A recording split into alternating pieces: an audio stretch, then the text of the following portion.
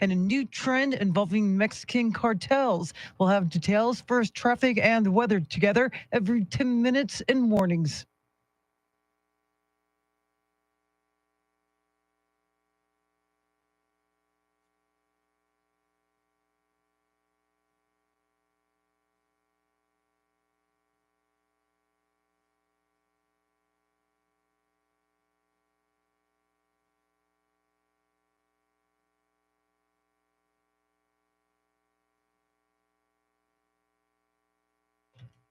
Your weather forecast for this Friday, partly cloudy, a high near 98, tonight's low near 75, right now 81 degrees.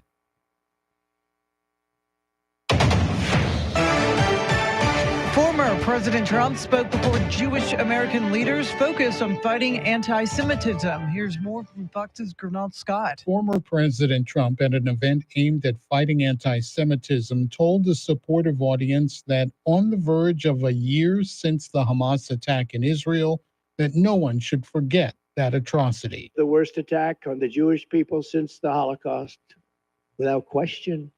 On October 7th, which would have never happened if I was president. He said Jewish Americans have seen backlash on streets and college campuses in this country.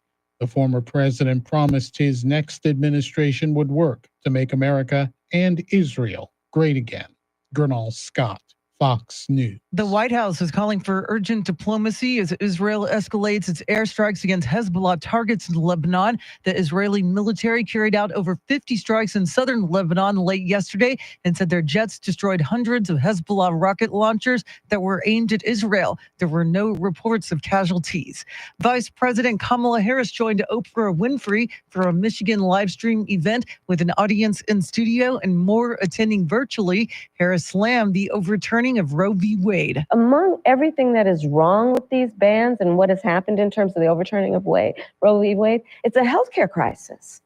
It's a healthcare crisis that affects the patient and the profession. Harris will be in Georgia today, while Trump will hold a rally tomorrow in North Carolina. Kamala Harris's husband plans to spend 2 days in Texas next week campaigning for Democrats. Doug Emhoff will participate in a Get Out the Vote rally on Monday in San Antonio, joined by Mayor Ron Nirenberg, U.S. Rep. Joaquin Castro, and his twin brother, former Mayor Julian Castro. On Tuesday, Emhoff will appear in Austin and Houston.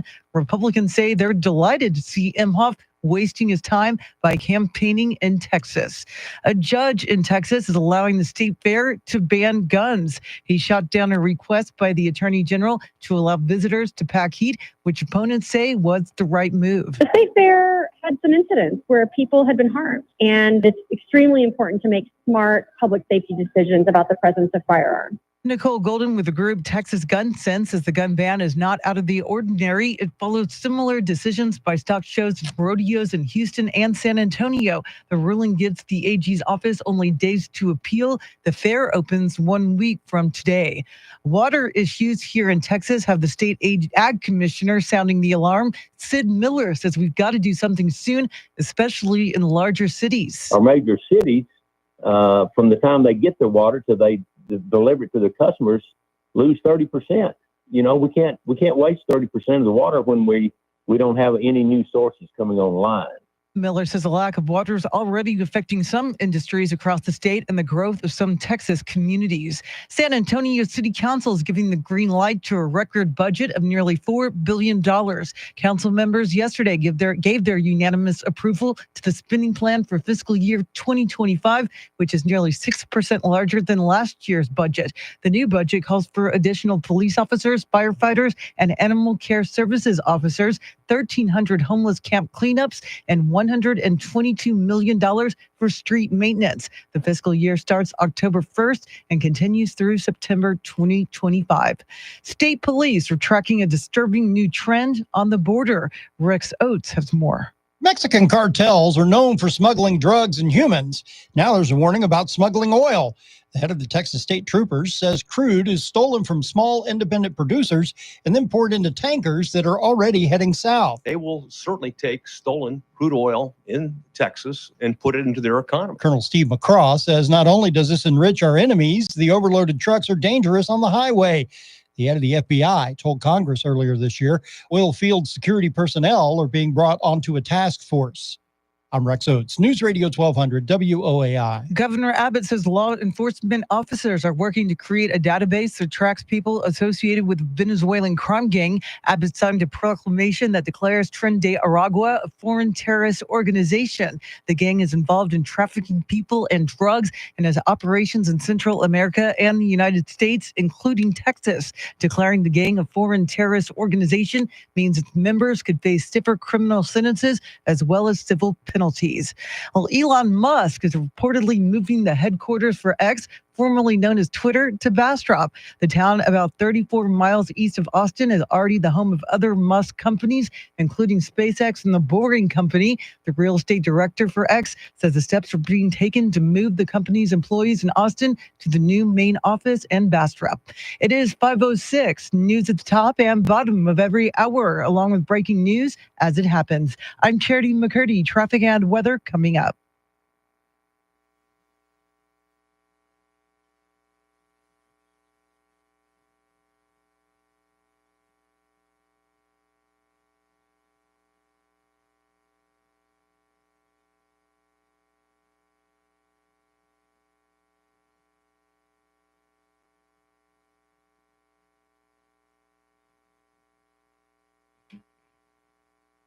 Good morning, everybody. Kemper, Echo. We see RK in here. RK, Jacob, Sam, Echo, Travis, Kemper, Tim. Welcome in.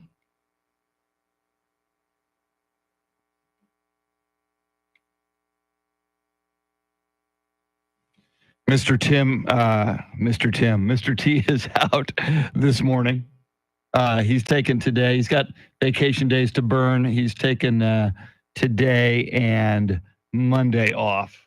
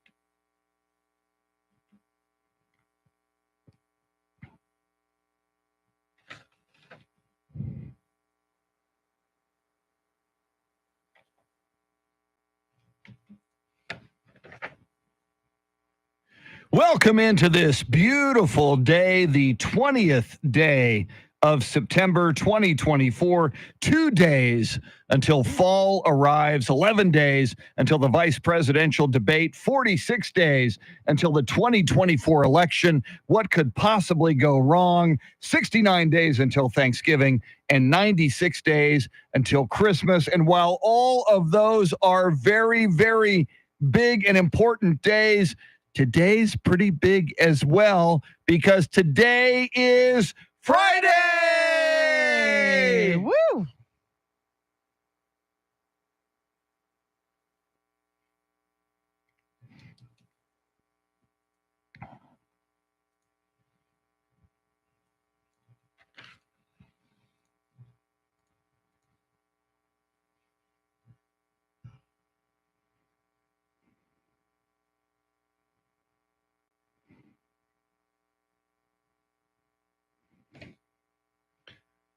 Wake up the kids. Go ahead and let the dogs out. Drive naked down Commerce Street until you meet a police officer. And then tell him or her it's Friday and it's all good. Mr. T is taking the day off. He's got a couple of vacation days to burn. So he's taking today and Monday off. So Charity McCurdy, it's just you and me for now. No, we're going to get into trouble. I can tell already. I know, especially on a Friday. My goodness. And do you have anything pumpkin spice going at this point? I don't. I know Sunday is the first official day of fall, but until the temperature really drops into the 70s, I'm not feeling fallish. It's not official to me yet. That's what we'll try to figure that one out. Apparently, officially, autumnal equinox takes place at 7:43 a.m. on Sunday. Mm-hmm. You going to do anything special at that moment to commemorate the actual 7:43 a.m. Sunday arrival of fall? Let's see. Sunday's low is 75. The high is 95. No, I'm not. Because if it doesn't feel like fall, I'm not going to do fall-like activities. That's just the bottom line. And I heard too, and I think Jeanette Cayenne, we'll probably hear from her coming right up, News 4 San Antonio meteorologist Jeanette Cayenne. I heard two meteorologists yesterday say a cold front is coming in the next few, and I looked at the 10-day forecast, and temperatures go down a little. Yeah. I mean, the highs like next Wednesday, Thursday, upper 80s. I think we dip down to a low of 69 by next Friday, but I don't know if I would call that a cold front. Maybe a cool front, but Yeah. not a cold front. Doesn't count. Yeah, Nice try. We might have to work on some terminology with our friends, the meteorologists. All right. Speaking of the weather, let's get this party started with traffic and weather together.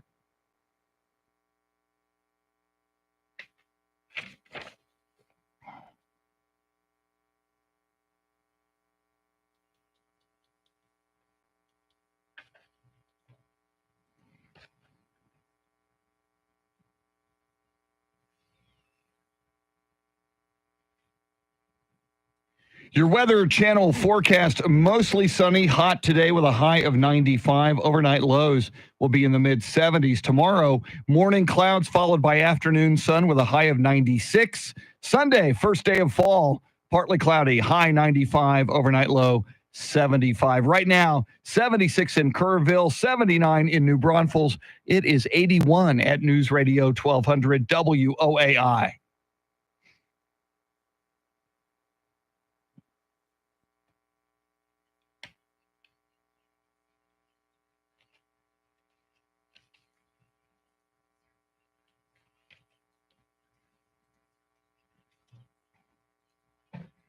A very good call. Charity, as you know, it's not just a Red Friday, you and we are wearing red to remember everyone deployed until they all come home. We do it every Friday. It is also a playlist Friday, and the playlist songs, there's Harvest Moon. We just had the Harvest Moon a couple of nights ago officially. That's Neil Young on that tune. But the songs are about the change of seasons from summer to autumn this morning. Mm-hmm. Very appropriate. If it doesn't feel like fall, we can at least, try to set the mood with this playlist, which is iconic already. Woo! You got to like that. Mm-hmm. And actually, this playlist was submitted for your approval by Mr. Charlie Parker, most of it. And then I think a few more were added by Andrew Zimmel. So Okay. Charlie Parker will join us in studio a little bit later this morning. He'll hang out with us. In fact, it's talk about star power today, Charity McCurdy. Charlie Parker and Randy Beamer at 8 o'clock this morning. Fridays with Beamer. I can't handle it. That's too much show. Yeah. I think we're violating some kind of an FCC regulation by having too much show this morning. Wow, it's going to be an awesome Friday. It Wow. will be. Is the Radio Hall of Fame just going to just walk right in and like save this one for the archives? I'm just wondering. I think so. Okay. I think so. Maybe I'm delusional, Charity. I've been accused of being delusional before. Coming up with fall arriving Sunday at 7:43 a.m. officially, we got a question or two for you about that on our Talkback feature. That and more coming right up. WOAI News Time 5:16.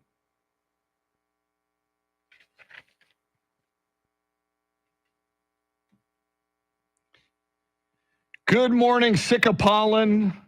Betty, welcome in.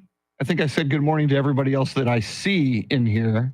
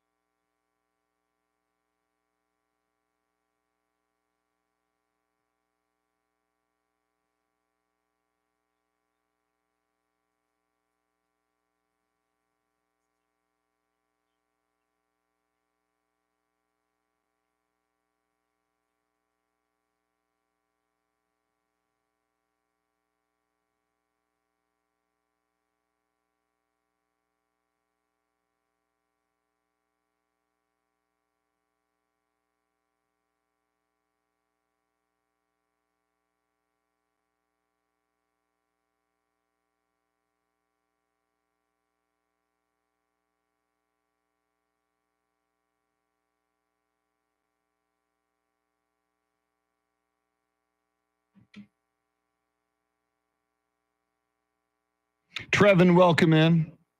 I see Trevin, Kemper, Tim, Sam, RK, the legendary RK. Before that, I saw Betty, Echo 5 Hotel. Good morning, everybody.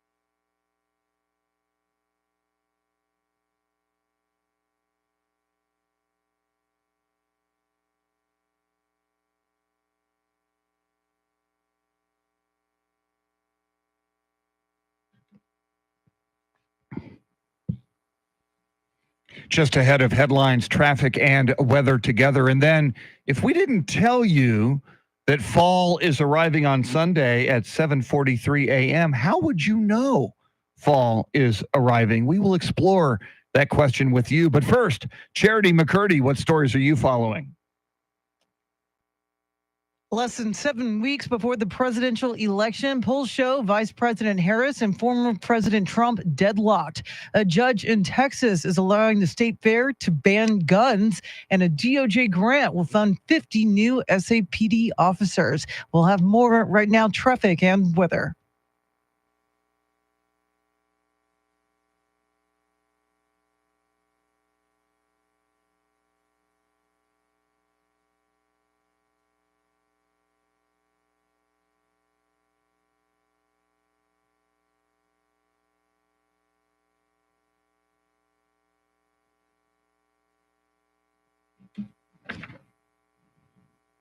Let's get a comprehensive look at your weekend weather. Here's News 4 San Antonio meteorologist Jeanette Calle. Good morning, Jeanette.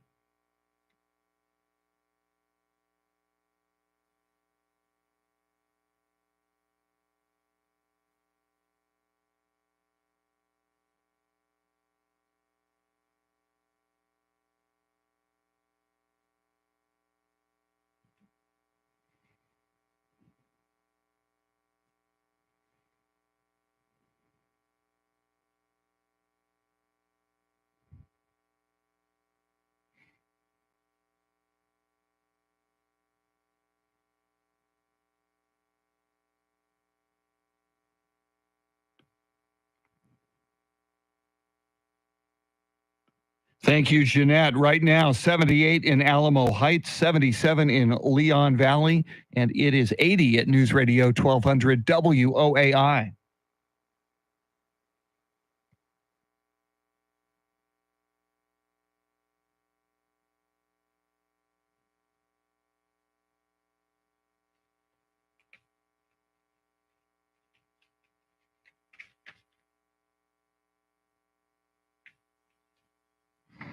Early fall. It is a playlist Friday. It is also a Red Friday. We're wearing red to remember everyone deployed until they all come home. Charlie Parker, who picked the bulk of this playlist, will be joining us a little bit later. And Charity McCurdy, if we did not tell the people that fall is arriving at 7:43 a.m. on Sunday, or if they didn't get that information from another source, sure doesn't feel like fall out there. How would they know? Yeah, I mean, I guess for me, the first telltale sign is pumpkins being sold and placed out front of your local HEB. That's usually a really good indicator. But we're asking our listeners, what's your first sign that fall is arriving? It will arrive officially on Sunday, and we want you to use the free iHeartRadio app. Just search 1200 WOAI. Look for the red circle. That's the talkback feature. Once you hit it, 30 seconds to let us know. Yeah, what tells you that fall is arriving or has arrived? Like you, when HEB, when I start seeing Halloween decorations, when I start seeing the pumpkins at HEB, certainly football is a sign of fall arriving, although, you know, I think that kickoff classic, the very earliest, what they call week 0 in, which is so stupid in college football. I never understand a week 0. That happens like, August 31st, which still isn't fall yet. But, and if they want to expand it, what are your favorite things about fall? How do you know fall is arriving? What are the first signs that fall is arriving? And Charity, what are your favorite things about fall? It's definitely taking the kids to pumpkin patches for those photo opportunities. There's one called Owl Creek Farm over by SeaWorld off of Highway 151 that we go every year. And they have pony rides, little petting zoo. There's bunnies. I mean, and they have just this elaborate setup, like toys, activities, a little playground for the kids. We look forward to it every year. But we wait till the temperatures drop, those cool mornings, before we're willing to venture out and do it. Well, you may have to wait a while. I know. I just listened to Jeanette Calle's forecast, and sounds like highs in the 90s deep into next week, at least. That talk about a cooling trend doesn't seem to be happening for a while. I know. I'm bummed about that, but I'm willing to wait it out because I am not going to sweat at the pumpkin patch. I refuse. Yeah. It's like there's no crying in baseball and there's no sweating at the pumpkin patch. Have you ever taken them to like one of those corn mazes? They used to have those. I guess they still do out around Hondo and in other places. places? No, not yet. We've gone to Divine Acre Farms. That's another great Woo! spot where they have just so much for the kids to do. I can't even name it all. You can go fishing there, and they have all these little water activities. You can. There's just so much to name. They have little scarecrows. It's awesome, but it's a huge complex and setup, and that's a popular event that you have to buy tickets in advance for. Very, very cool. All right, let us know on the Talkback feature. How do you know that fall has arrived? We'll play those on the air. We'll react to them as well. Charity has all the big stories you need to know about on this Friday morning. Coming at you at the bottom of the hour, WOAI News Time, 526.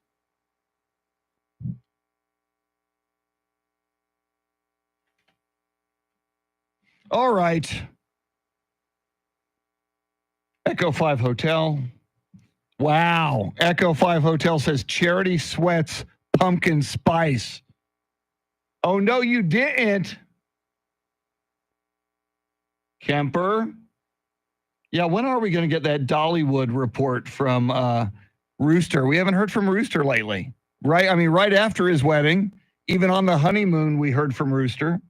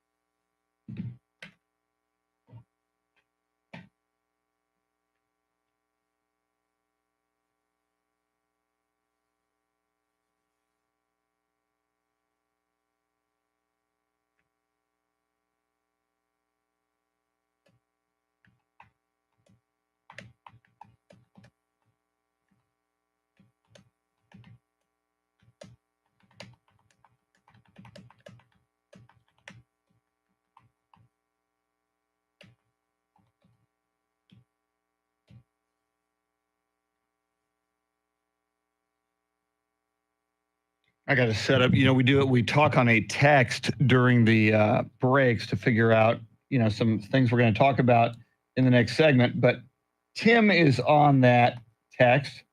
And just in case he's sleeping, I don't want to, Andrew.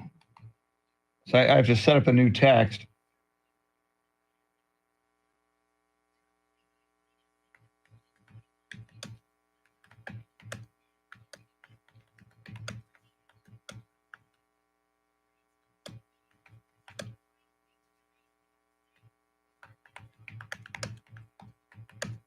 All right. Got that done. Charity's coming up here at the bottom. I'll give you her audio. And now what is going on there? All righty. My computer just froze for a second. Don't love that.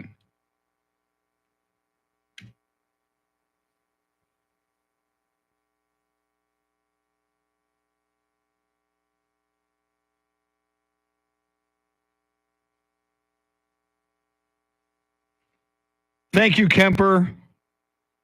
I figure it's an appropriate shirt for what is coming up in 46 days.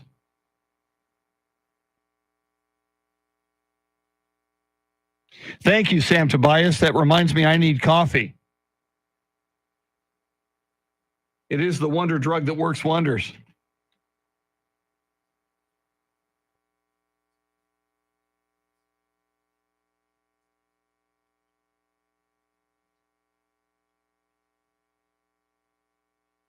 I got my gigantic coffee strato tanker.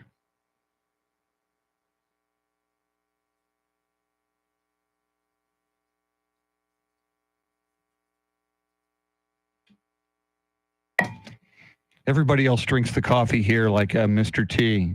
I once, and actually a couple of times, they washed the coffee maker out here, and somebody didn't wash it correctly, and the coffee tasted like soap. So I bring my own coffee.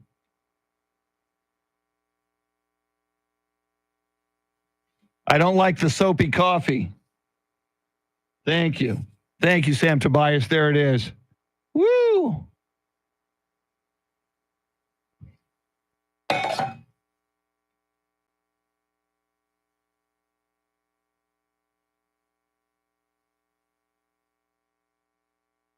That's right. It is a Cody brand strato tanker of coffee. HEB brand, baby. Cody, because I work in radio and can't afford Yeti.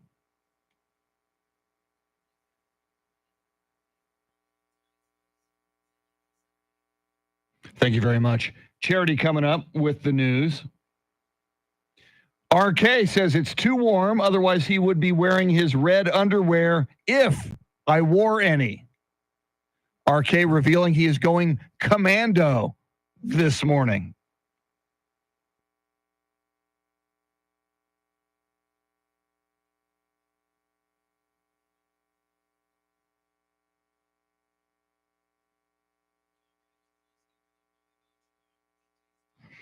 Here comes Charity.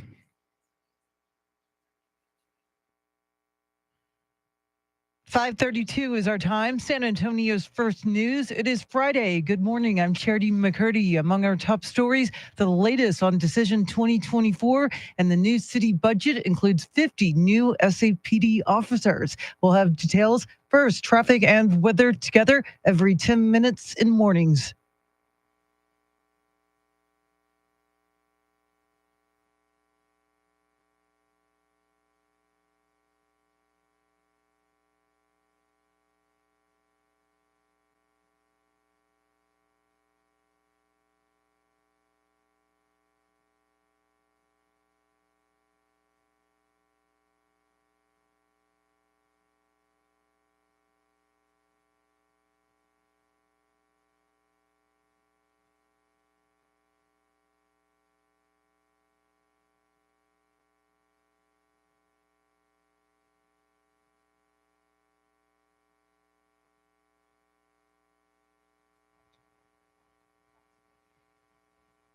Your weather forecast for this Friday, partly cloudy, a high near 98. Tonight's low near 75. Right now, 80 degrees.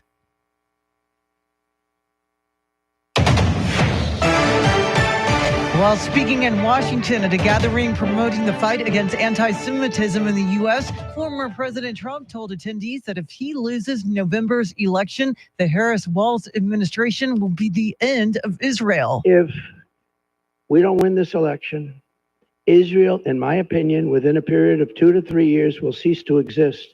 It's going to be wiped out. And Trump claimed that he had been the best president by far for Israel, but a new poll shows him still below 40% among Jewish voters. Former GOP presidential candidate Vivek Ramaswamy hosted a town hall in Springfield, Ohio yesterday to hear residents' concerns over the Haitian asylum seekers coming into their city. Here's Fox's Channeling Painter. The former Republican presidential candidate hosted about 200 Springfield residents with an additional 100 in an overflow room.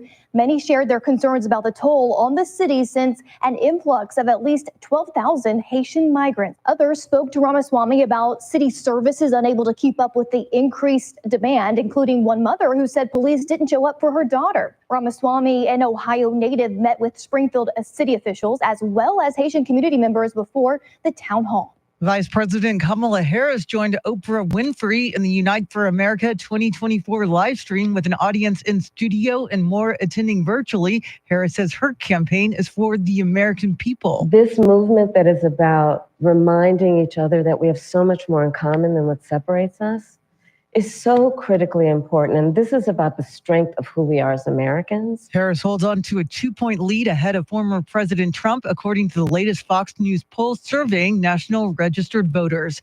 A Kentucky sheriff is being charged with 1 count of first-degree murder after fatally shooting a judge inside of a chamber. Here's Kentucky State Police Trooper Matt Gayhart.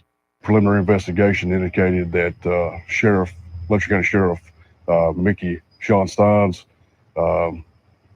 fired at District Judge Kevin Mullins following an argument inside the courthouse. The sheriff was arrested without incident.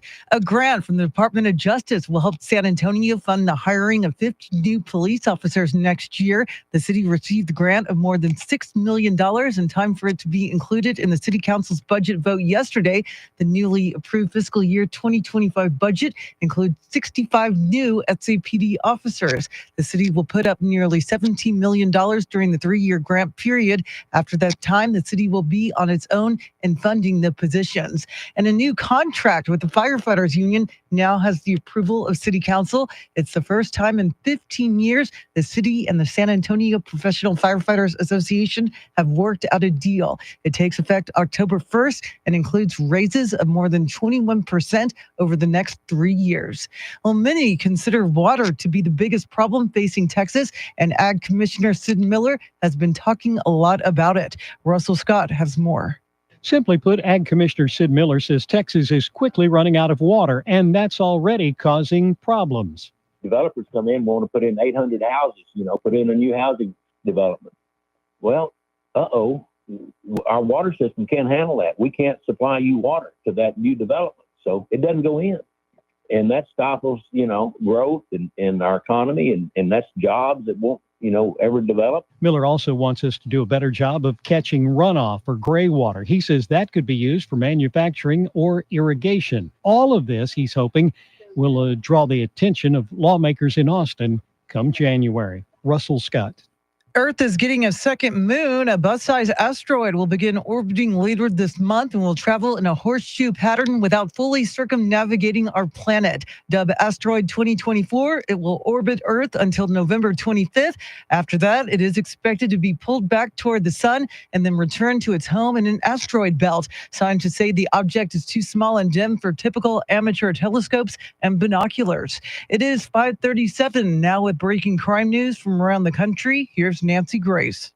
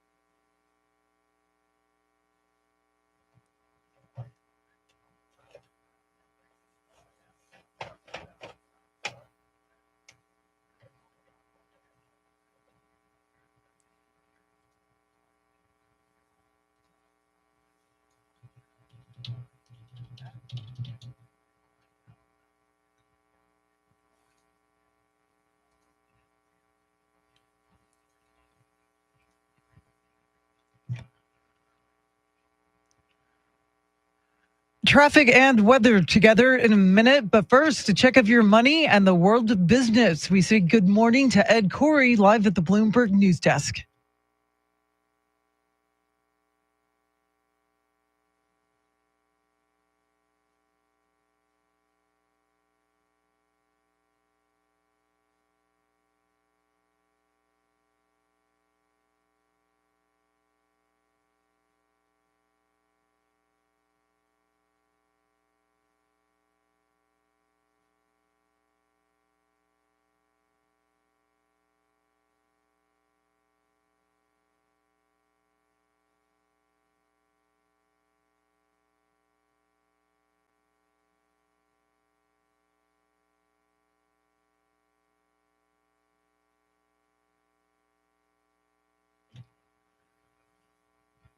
All right, thanks, Ed. News at the top and bottom of every hour, along with breaking news as it happens. I'm Charity McCurdy. Here's traffic and weather.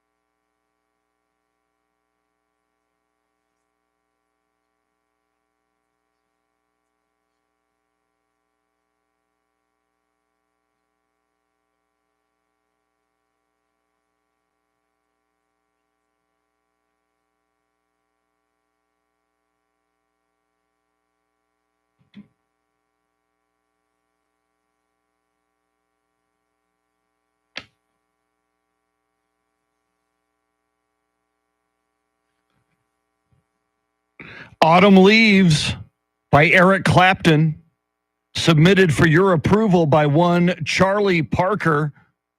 Charlie's going to join us in studio a little bit later this morning.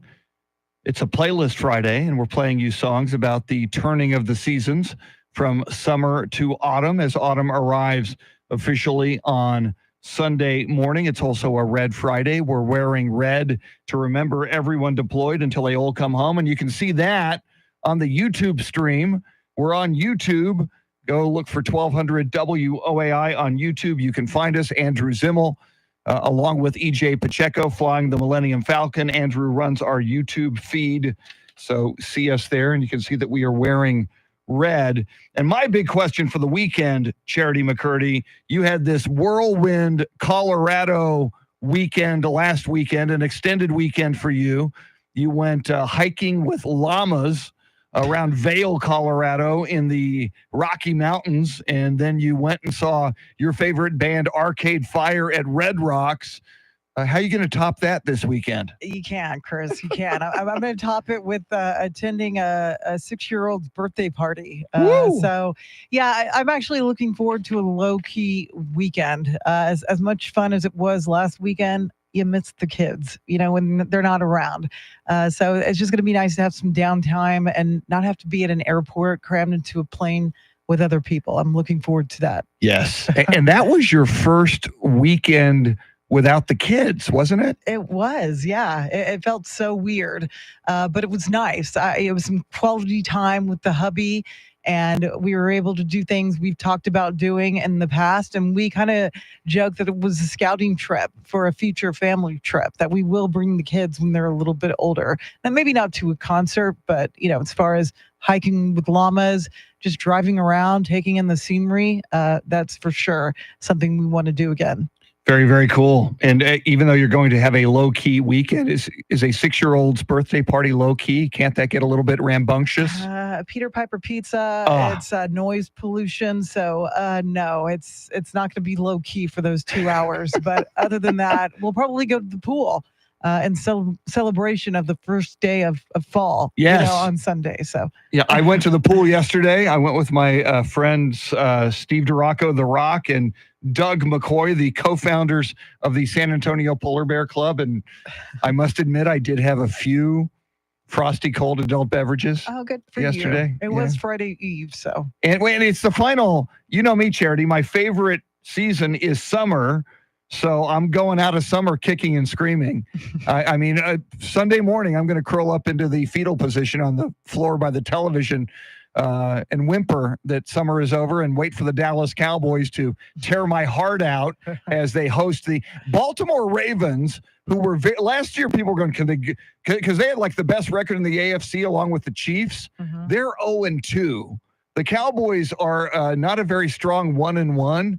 The loser of that game between the Ravens and the Cowboys is going to be in a heap of trouble. Yeah, I know. And I just hope Dak can have a better showing. I don't know what it's going to take, but usually they have a very strong start to the season. Yes. And hopefully that was just a glitch, and we'll continue winning from here. You are very optimistic. I hope you're right. We'll certainly probably talk a little football with Charlie Parker when he's in here in a little bit. Coming up, we will go back in time with Flashback, try to figure out what year we land in. And also coming up, we're asking you on the Talkback feature on the free iHeartRadio app, how do you know when autumn arrives? How do you know fall is here? What are the first telltale signs? We want to hear from you coming up. We'll play those on the air and react to them as well. WOAI News Time, 5:45.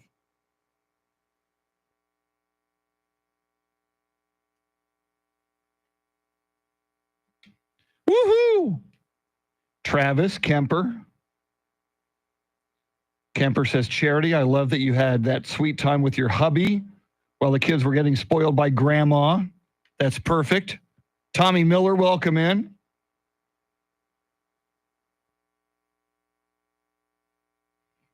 A man has been arrested for threatening Supreme Court members. Not smart, dude. So many yahoos in this country just doing stupid things.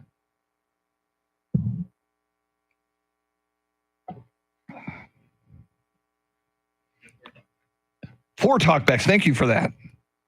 Did you text that and I just missed it? No. Okay. Because I was going to ask you out time for this thought of the hour. If you have it, yeah. Other than that, I'll go to 57 otherwise.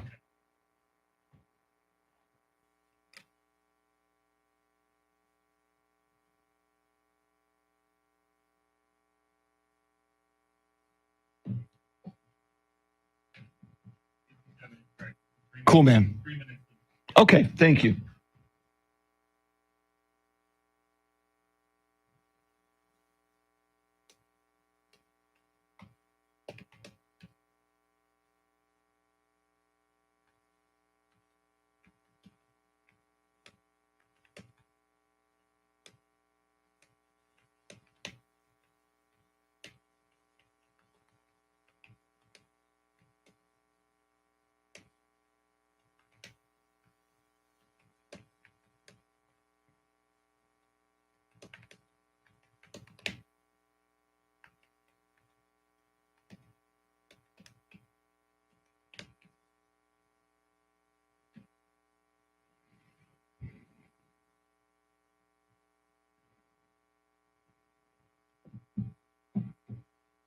Trevin, Tommy, Tim, sick of pollen, RK. RK, too much wacky weed. RK, are you hitting that wacky weed this morning? That's illegal in Texas. I was in Oregon last week. There was like a dispensary on every corner. I think there were more dispensaries than Starbucks,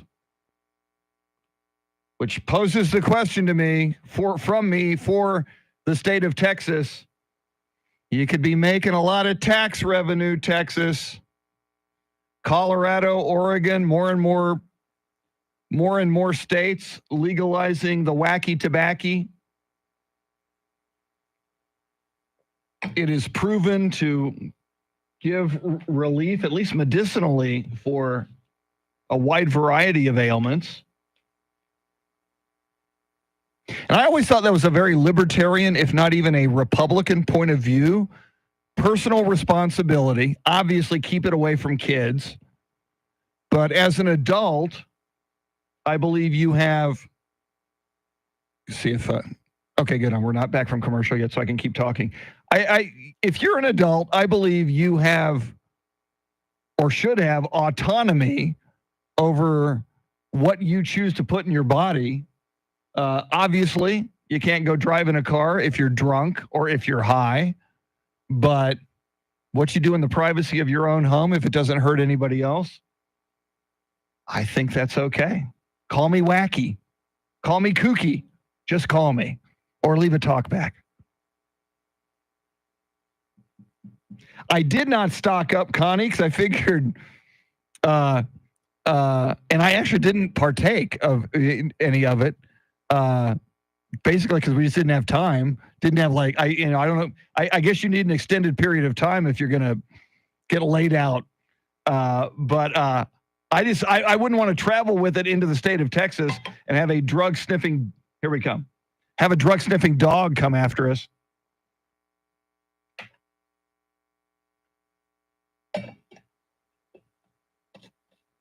It is time to go back in time. But what year will we land in? See if you can figure it out. We'll try to figure it out. Let's play flashback.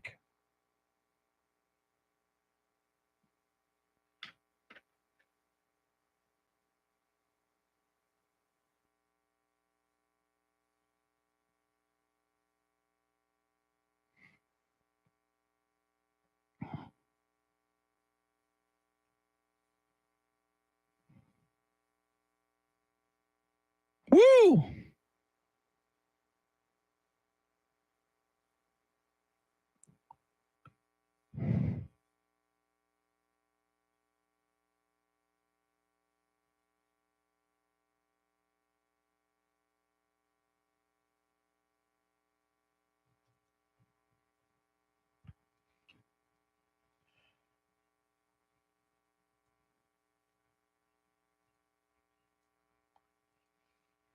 And talk about iconic. Reagan, Picard, Fatal Attraction, Whitney. Charity, 86, 87, 88. What do you think? Sounds like 87. 87, right down the middle. I'll go with you. Let's find out. Is it 87?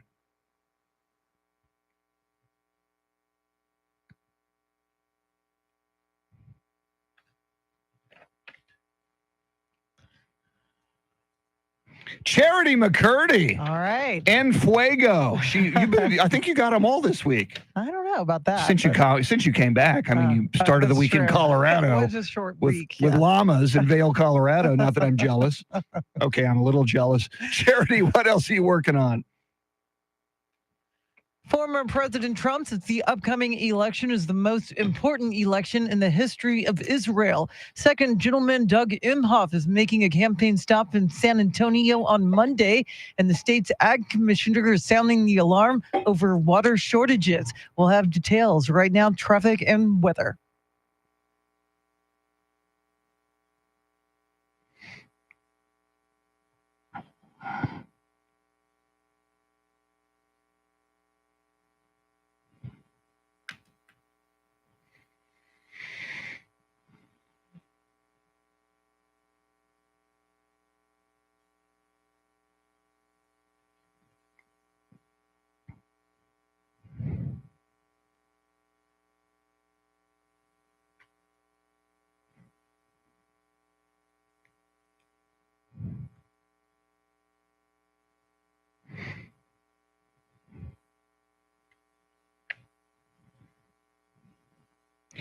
Weather Channel 3-day forecast today, mostly sunny, hot, high 95, overnight lows in the mid 70s. Tomorrow, morning clouds followed by afternoon sun with a high of 96. Sunday, first day of fall, partly cloudy with a high of 95. Right now, 77 at Mr. T's house in Floresville, 78 at the Pearl, 79 at News Radio 1200 WOAI.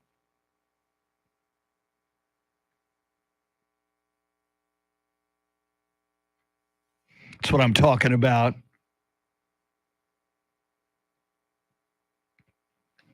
We don't play enough Neil Diamond. Darn it. Love me some Neil Diamond. September morn. This is a September morn. It is. Woo!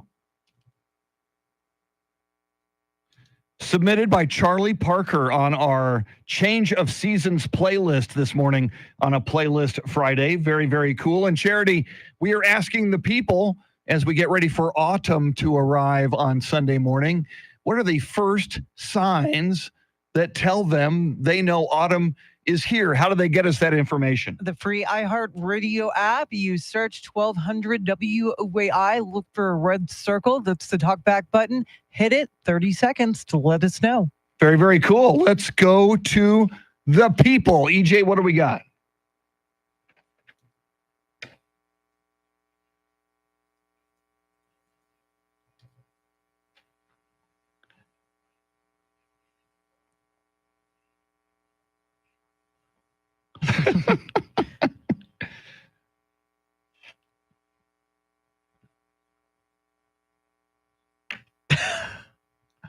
I like that, Jim. Yeah, don't call it a cold front or a cool front because it's not. A not as warm front. That sounds appropriate. I'm going to pass that along to Chris Suchan, chief meteorologist at News 4 San Antonio. I like it. Way to go, Jim. Excellent. All right, let's get another one.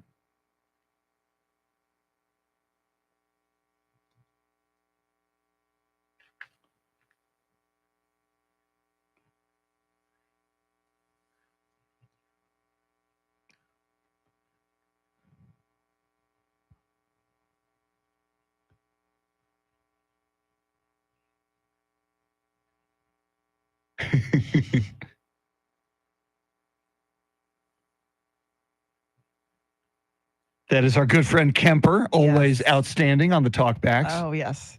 Very, very. That's a good idea. You know, you open up the sunroof, but it's still hot outside, so you just blast the AC at the same time. And burn your gas. Yeah. Yes. I like them. Why not? Just enjoy. Let that wind blow your hair as you drive. Let's get another talkback.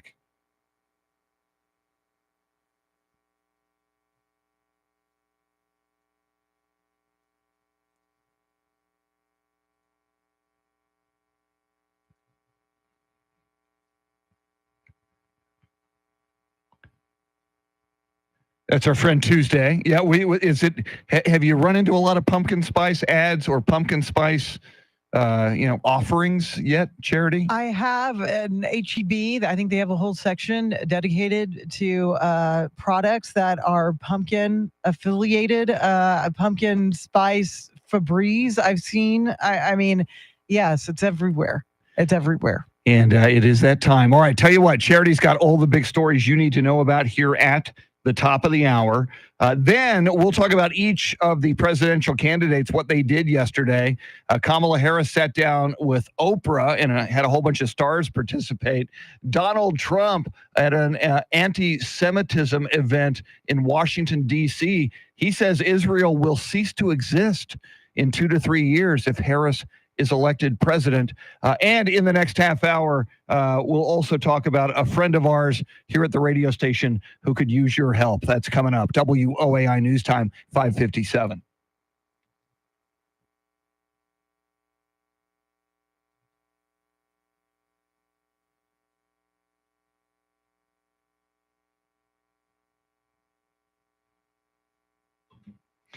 Yeah, and again, I apologize with Mr. T not here.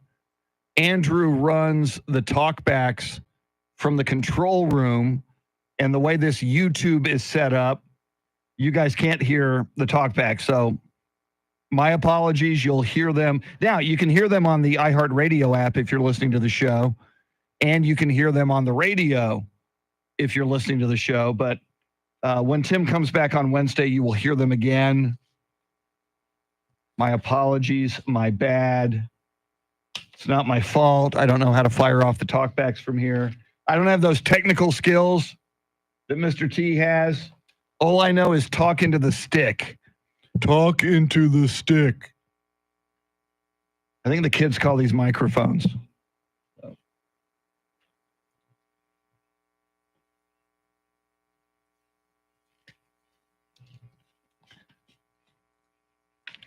Charity coming up with everything you need to know.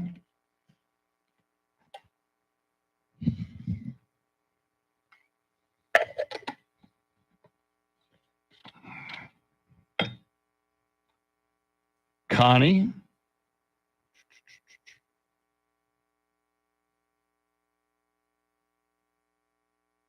Sick of pollen out of here.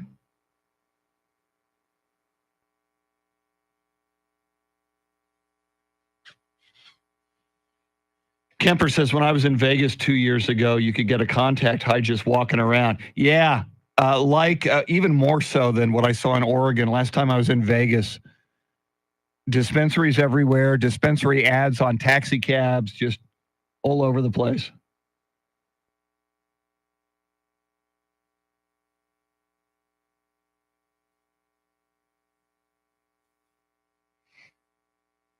Trevin, baseball playoffs in the fall. There you go. That is a very good sign of fall. The Fall Classic, the World Series. Very good.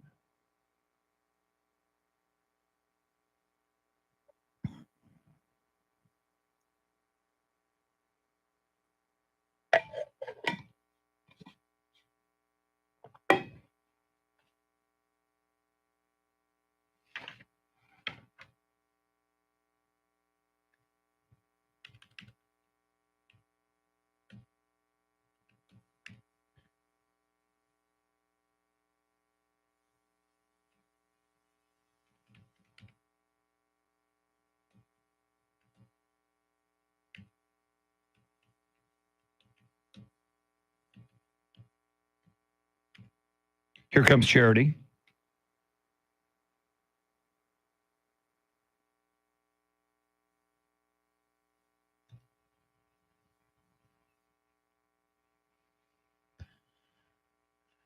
.601 is our time. San Antonio's first news. It is Friday. Good morning. I'm Charity McCurdy. Among our top stories, the latest on Decision 2024 and a new trend involving Mexican cartels. We'll have details first, traffic and weather together every 10 minutes in mornings.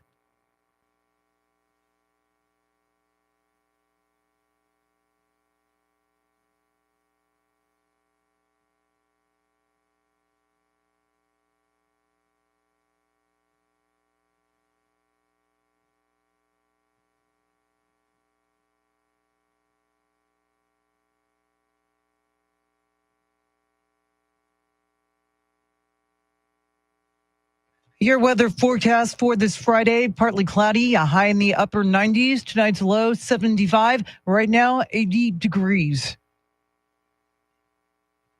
Well, former President Trump spoke before Jewish American leaders focused on fighting anti-Semitism. Here's more from Fox's Gernal Scott. Former President Trump, at an event aimed at fighting anti-Semitism, told a supportive audience that on the verge of a year since the Hamas attack in Israel, that no one should forget that atrocity. The worst attack on the Jewish people since the Holocaust, without question. On October 7th, which would have never happened if I was president. He said Jewish Americans have seen backlash on streets and college campuses in this country. The former president promised his next administration would work to make America and Israel great again. Gernal Scott, Fox News. The White House is calling for urgent diplomacy as Israel escalates its airstrikes against Hezbollah targets in Lebanon. The Israeli military carried out over 50 strikes in southern Lebanon late yesterday and said their jets destroyed hundreds of Hezbollah rocket launchers that were aimed at Israel. Vice President Kamala Harris joined Oprah for a Michigan live stream event with an audience in studio and more attending virtually. Harris says she has a practical approach to dealing with gun violence. Some people have been pushing a really false choice to suggest you're either in favor of the Second Amendment or you want to take everyone's guns away. I'm in favor of the Second Amendment, and I'm in favor of assault weapons bans, universal background checks, red flag laws. Meantime, Harris's husband plans to spend 2 days in Texas next week campaigning for Democrats. Doug Imhoff will participate in a Get Out the Vote rally Monday in San Antonio, joined by Mayor Ron Nierenberg, U.S. Rep. Joaquin Castro, and his twin brother, former Mayor Julian Castro. Tuesday, Imhoff will appear in Austin and Houston. Republicans say they're delighted to see Imhoff wasting his time by campaigning in Texas.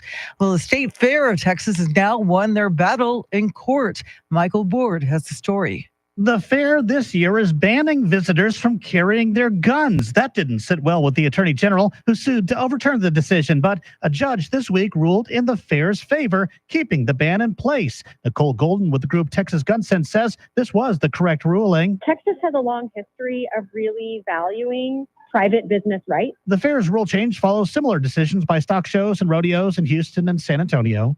The ruling gives the AG's office only days to appeal. The gates of the Cotton Bowl swing open 1 week from today. Michael Board, News Radio 1200 WOAI. Well, water issues here in Texas have the state ag commissioner sounding the alarm. Sid Miller says we've got to do something soon, especially in larger cities. Our major cities, from the time they get their water to they deliver it to the customers, lose 30%. You know, we can't waste 30% of the water when we don't have any new sources coming online. Miller says the lack of water is already affecting some industries across the state and the growth of some Texas communities. Well, San Antonio City Council unanimously approved new budget. The new budget is nearly $4 billion, and $1 billion of that is the biggest expense, public safety. The city will get 15 more firefighters, 3 fire stations replaced, and 65 new officers, as well as downtown safety improvements. You're going to be hearing very soon about a camera system that's being installed in some of those highly public places. Mayor Ron Nierenberg tells News 4 that $44 million will also be spent on homelessness with the goal of getting 500 people off the street. Eric Lankham, News Radio 1200 WOAI. Mexican cartels are well known for smuggling drugs and humans, but now there's a warning about smuggling oil. The head of the Texas State Troopers warned that oil field theft is on the rise. Now they've diversified to all crime all the time, not unlike other organized crime that we've seen. And we've been concerned about that from Brownsville all the way to El Paso. Colonel Stephen Cross says that oil is stolen from small independent producers and poured into tankers that are already heading south, which is creating a hazard on the roadways. It is 6:06, news at the top and bottom of every hour, along with breaking news as it happens. I'm Charity McCurdy, traffic and weather coming up.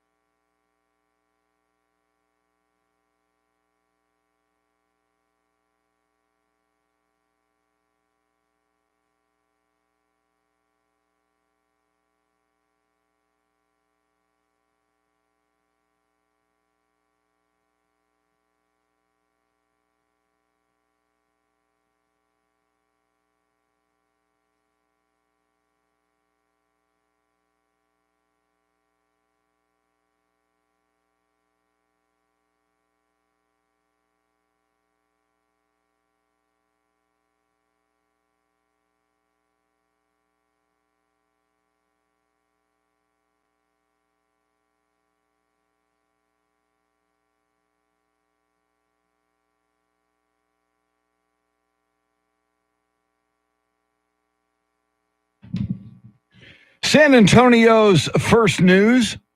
She is Charity McCurdy. I'm Chris Duell. Mr. T taking a couple of days off. Well-deserved mini vacation for Mr. T. Charlie Parker with Those Were the Days at 6:48. He will also join us this morning in studio a little bit later as well. So John Decker at 6:40 going to join us on the government shutdown, the latest on the government shutdown. And one of our colleagues can use your help here at the radio station. If you listen to the radio station, you know who she is. We'll tell you what we know and how you can help her coming up at 6:20. And coming right up, a star-studded event last night for Kamala Harris and warnings about the future of Israel from former President Donald Trump yesterday. We'll dive into that coming right up. First, your traffic and weather together.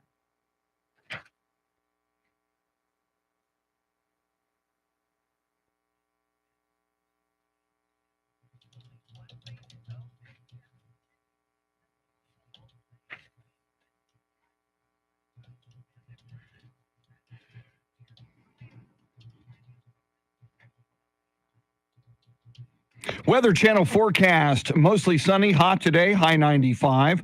Overnight lows in the mid-70s. Morning clouds tomorrow. Afternoon sun with a high of 96. Sunday, first day of autumn. Partly cloudy with a high of 95. Right now, 77 in Bernie, 78 at the Snake Farm. It is 79 at News Radio 1200 WOAI.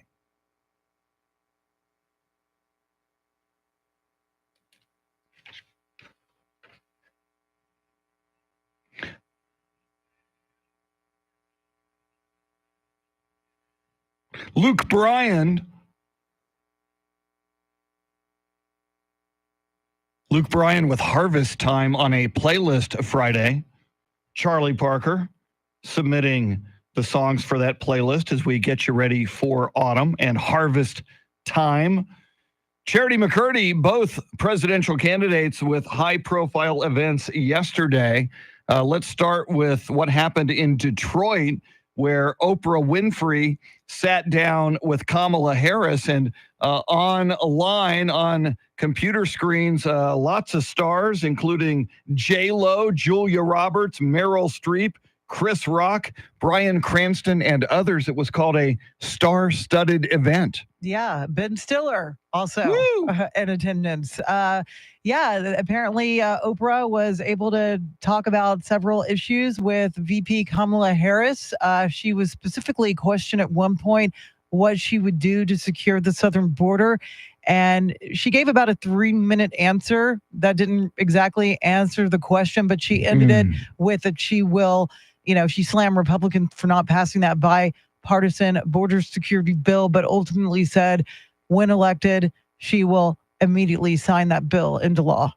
And you just have to wonder how much star power counts and how much sway. I mean, obviously, Oprah Winfrey herself is a huge superstar, has a lot of influence, has a big following.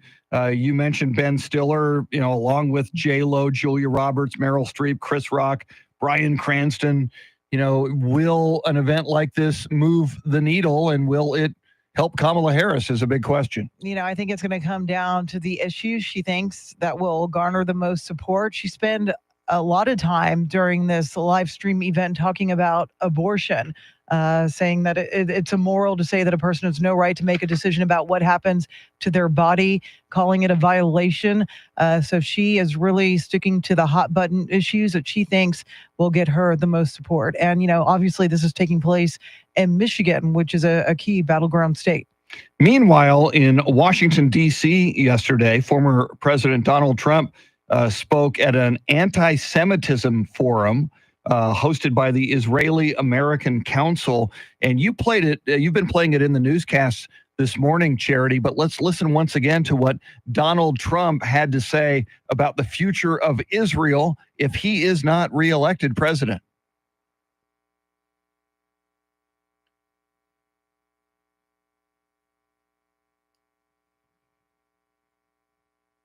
That is a very chilling warning from Donald Trump. Yeah, that's one way to attempt to get the support of the Jewish people. The polls seem to show that about 60, I guess his support is below 40% among Jewish voters. And according to Trump, that means you've got 60% that voted for somebody that hates Israel. Yeah, he seemed to be saying at that forum that it's, if the Jewish people do not vote for him, then, this is going to be on them with regard to the future of the state of Israel if they don't vote for him. And there are those among the Jewish population that support Trump, especially during his 4 years in office. I mean, he made some policy changes that they were in support of, such as moving the U.S. embassy from Tel Aviv to Jerusalem. He officially recognized Golan Heights as being under Israel's sovereignty and terminating Barack Obama's Iran nuclear deal. Lots, we are getting closer and closer to this election. We're now at the 46-day mark until the election, and we are your Decision 2024 headquarters. We'll continue to bring you the latest this morning and every step of the way between now and Election Day. Coming up, one of our colleagues here at the radio station, and we're pretty sure you know who she is. If you listen to this program, certainly if you listen to the Joe Pag Show, she can use your help. We'll talk about that coming up. WOAI News Time, 6:15.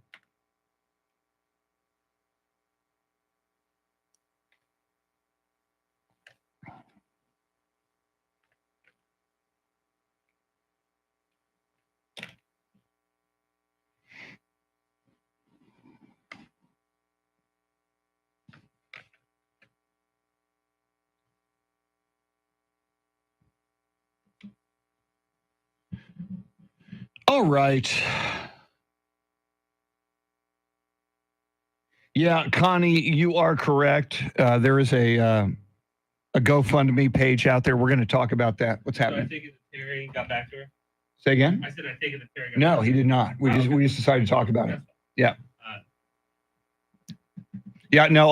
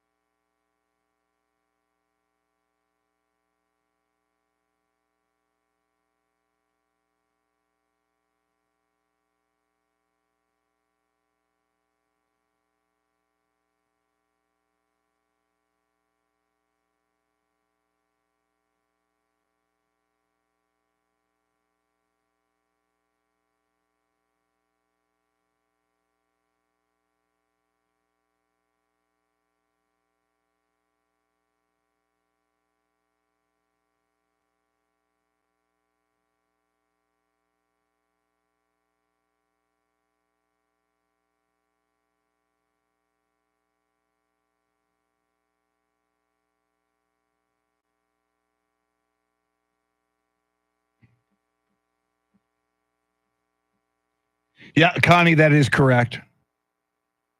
Yeah, her son created. I'm looking at it now. A GoFundMe page. Apparently, she found out on July 31st after a CT scans and an MRI.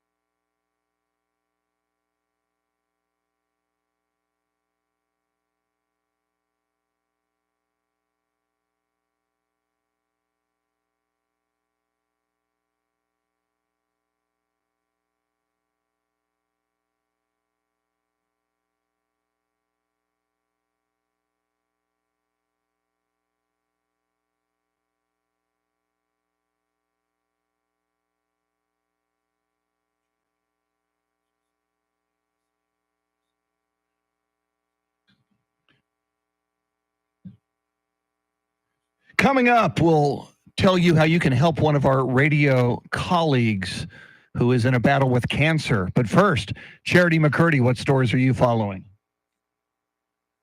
Former President Trump will hold a rally in North Carolina tomorrow, while VP Harris will be in Georgia today.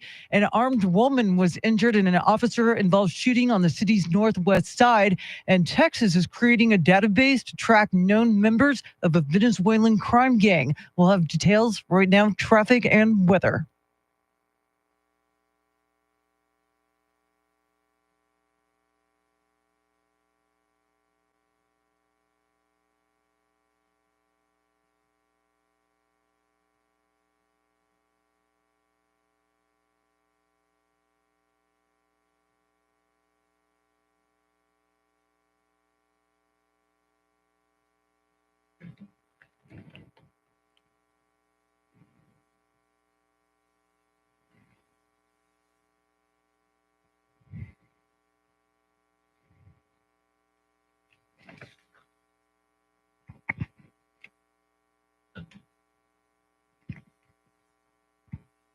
Weather Channel forecast, mostly sunny, hot today, high 95, overnight low 77. Right now, 76 in Kerrville, 79 in New Braunfels, and 79 at News Radio 1200 WOAI.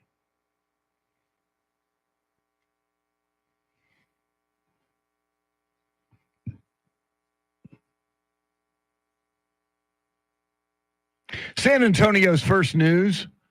She's Charity McCurdy. I'm Chris Duell. Mr. T has the day off. Charlie Parker will join us in studio a little bit later this morning. He's got Those Were the Days coming up at 6:48. Now, Charity, a number of our listeners may know this if they listen to the Joe Pags show, because our good friend, and you are very close, Charity, with Carrie Lockey, who is a big part of the Joe Pags show. Carrie Lockey, also a news anchor, as you are, for many, many, many years here at 1200 WOAI. Her son, Jacob, created a GoFundMe page talking about her battle with cancer. She has stage 4 colorectal cancer, which was detected on July 31st. And medical bills and deductibles are prohibitive in a situation like this. And her son trying to raise some money for his mom. Yeah. And I'm going to try to keep it together because I'm talking about a very dear friend of mine. But obviously, it's an unbearable amount of stress involved. I mean, just the shock itself that she's going through, her loved ones are going through, knowing that she's been diagnosed with colorectal cancer, stage 4. It spread to her lymph nodes from there.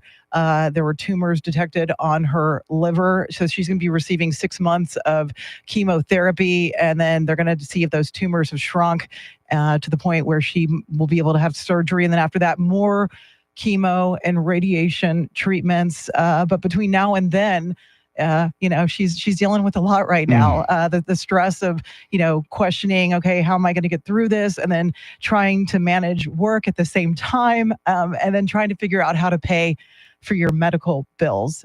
So her sweet son, Jake, started this GoFundMe account. I have links posted on my Facebook page. Joe Pags has it on his as well. Carrie Lockey, her name is spelled C-A-R-I, last name Lockey, L-A-Q-U-E. And you can just help her by, giving your well wishes. She's been asking for others who have maybe endured a similar struggle to share their stories of hope and surviving this. This is a battle that you can win. And we're hoping that if you have even a few bucks to spare, just to help, because even with medical insurance, and that in the United States of America, even with health insurance, going through something like that is insanely expensive. And any kind of help you can provide was deeply appreciated. Yes, and probably the easiest way, as Charity mentions, go to Charity's social media pages, her Facebook, Joe Pags as well, and certainly Carrie's. People are tagging her on her Facebook page, so it's showing up there as well. And anything you can do, anything at all, it all adds up, and a number of people coming together in a situation to help out. And we've known Carrie for decades. Yes. And if you listen to OAI, you've known her for decades. And anything you can do to help her and her family, therefore, by extension, would be very, very appreciated at this time. Most definitely, and I can tell you firsthand, she's overwhelmed by the support and just outpouring of people that from way back when, or people she doesn't even know, just loyal listeners that have come out and shown their support in more ways than one. So we can't thank you enough, because she is a gem to WOAI. She's been on these airwaves for 25 years. Keep it coming, and we'll keep you updated on Carrie. WOAI News Time 626.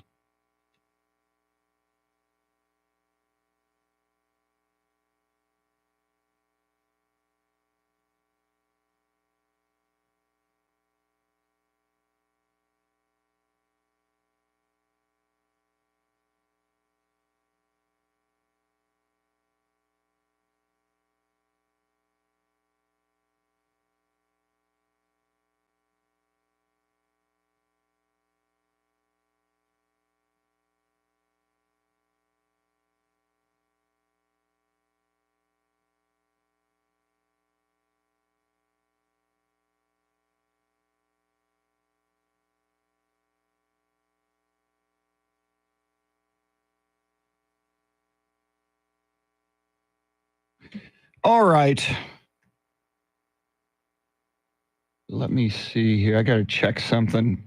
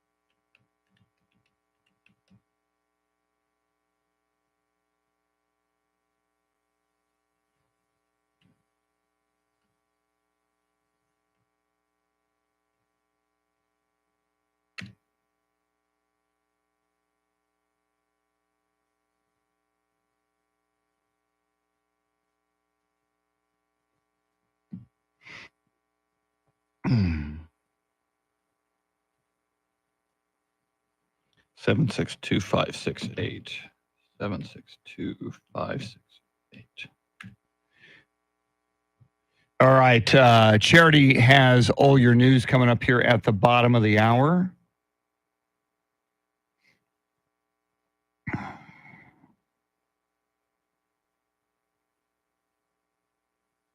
Then we've got John Decker. Let me check something.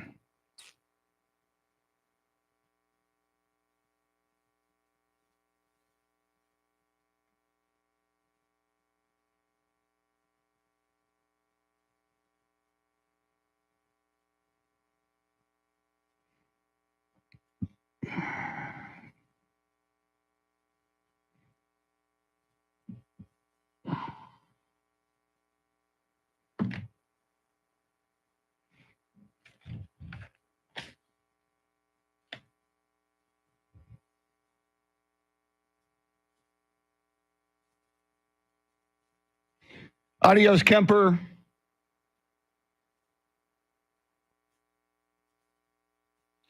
Mag 7189, thank you. Trevin, Connie, Travis, thank you very much. Here's Charity.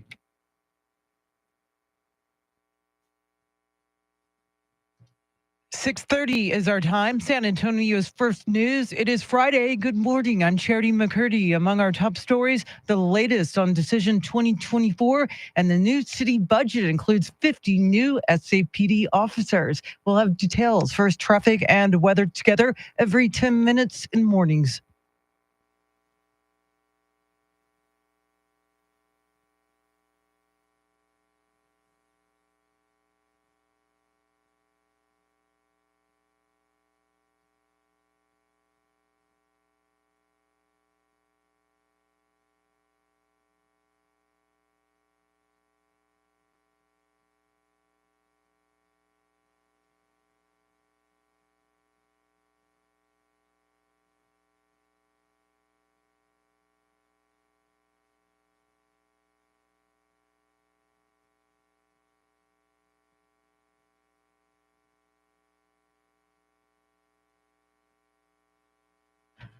Your weather forecast for this Friday, partly cloudy, a high in the upper 90s. Tonight's low 75. Right now, 80 degrees.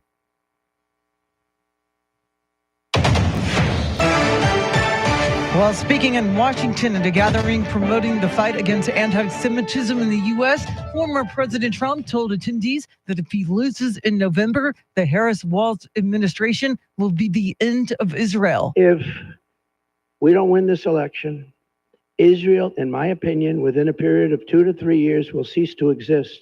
It's going to be wiped out. Trump claimed that he had been the best president by far for Israel, but a new poll shows him still below 40% among Jewish voters. Vivek Ramaswamy hosted a town hall in Springfield, Ohio yesterday to hear residents' concerns over the Haitian asylum seekers coming into their city. Fox's Chanley Painter has details. The former Republican presidential candidate hosted about 200 Springfield residents with an additional 100 in an overflow room. Many shared their concerns about the toll on the city since an influx of at least 12,000 Haitian migrants. Others spoke to Ramaswamy about city services unable to keep up with the increased demand, including one mother who said police didn't show up for her daughter. Ramaswamy, an Ohio native, met with Springfield city officials as well as Haitian community members before the town hall. Meantime, Vice President Kamala Harris joined Oprah in the Unite for America 2024 live stream with an audience in studio and more attending virtually. Harris says her campaign is for the American people. This movement that is about reminding each other that we have so much more in common than what separates us is so critically important. And this is about the strength of who we are as Americans. Harris holds on to a 2-point lead ahead of Trump, according to the latest Fox News poll surveying national registered voters. A Kentucky sheriff is being charged with 1 count of first-degree murder after fatally shooting a judge inside his chamber. Here's Kentucky State Police Trooper Matt Gayhart. Preliminary investigation indicated that Letcher County Sheriff Mickey Sean Steins fired at District Judge Kevin Mullins following an argument inside the courthouse. The sheriff was arrested without incident. A grant from the Department of Justice will help San Antonio fund the hiring of 50 new police officers next year. The city received the grant of more than $6 million in time for it to be included in the city council's budget vote yesterday. And a new contract with the firefighters union now has the approval of city council. It's the first time in 15 years the city and the San Antonio Professional Firefighters Association have worked out a deal. It takes effect on October 1st and includes raises of more than 21% over the next 3 years. After 3 days of burning, the pipeline fire in Deer Park near Houston is finally out. According to witnesses, an SUV driver appeared to have a medical episode and drove the vehicle from a nearby Walmart parking lot into the field where the valve was, struck it, and started the blaze that prompted dozens of evacuations. Those residents have since returned to their homes. The fire finally burned itself out, and investigators processed human remains from the SUV. The driver is being identified, and a criminal investigation into the crash and fire is now underway, with the Texas Railroad Commission, which oversees pipelines, assisting. Eric Lycum, News Radio 1200 WOAI. Water issues in Texas have the state ag commissioner sounding the alarm. Sid Miller says we've got to do something soon. One of the worst areas is the Rio Grande Valley, where 2 of the largest lakes are at drought levels. Like Amistad, like Falcon, they're at 27% capacity and 12%. Basically, they're mud holes. Those cities down there get their water through irrigation. Those canals lose 40% of it. And the city loses 30. We're losing 70% of the water in the Rio Grande Valley, South Texas. So that won't work. Miller says better use of runoff water and desalination plants are two ideas he thinks we should better use. A woman who reportedly pulled a gun on San Antonio police is in the hospital after an officer shot her. Officers responded around 6 o'clock yesterday evening to a call of a woman with a gun on Medical Drive near Babcock. When they arrived and approached the woman, she reportedly pointed her gun at them and an officer shot her in the abdomen. She's hospitalized. Her condition is unknown and her identity has not been released. Health officials are warning about a winter surge of COVID. Beth Myers reports. Before we travel and gather for the holidays, public health leaders want everybody to get a new vaccine that's now available. Dr. Jason Bowling with University Health says it's not a booster shot. So really, we're just doing an updated COVID vax, similar to how you have the updated flu shot each year. He says COVID keeps evolving and research is keeping up. These shots get the same testing as any other vaccine, meaning they're safe. This one is still free. University Health has them available for walk-in appointments. Check their website for locations. I'm Beth Myers, News Radio 1200 WOAI. Earth is getting a second moon. A butt-sized asteroid will begin orbiting later this month and will travel in a horseshoe pattern without fully circumnavigating our planet. Dubbed Asteroid 2024, it'll orbit Earth until November 25th, and after that, it's expected to be pulled back toward the sun and then return to its home in an asteroid belt. Scientists say the object is too small and dim for typical amateur telescopes and binoculars. It is 6:37. Traffic and weather together in a minute. But first, a check of your money and the world of business. Ed Corey is live at the Bloomberg News Desk.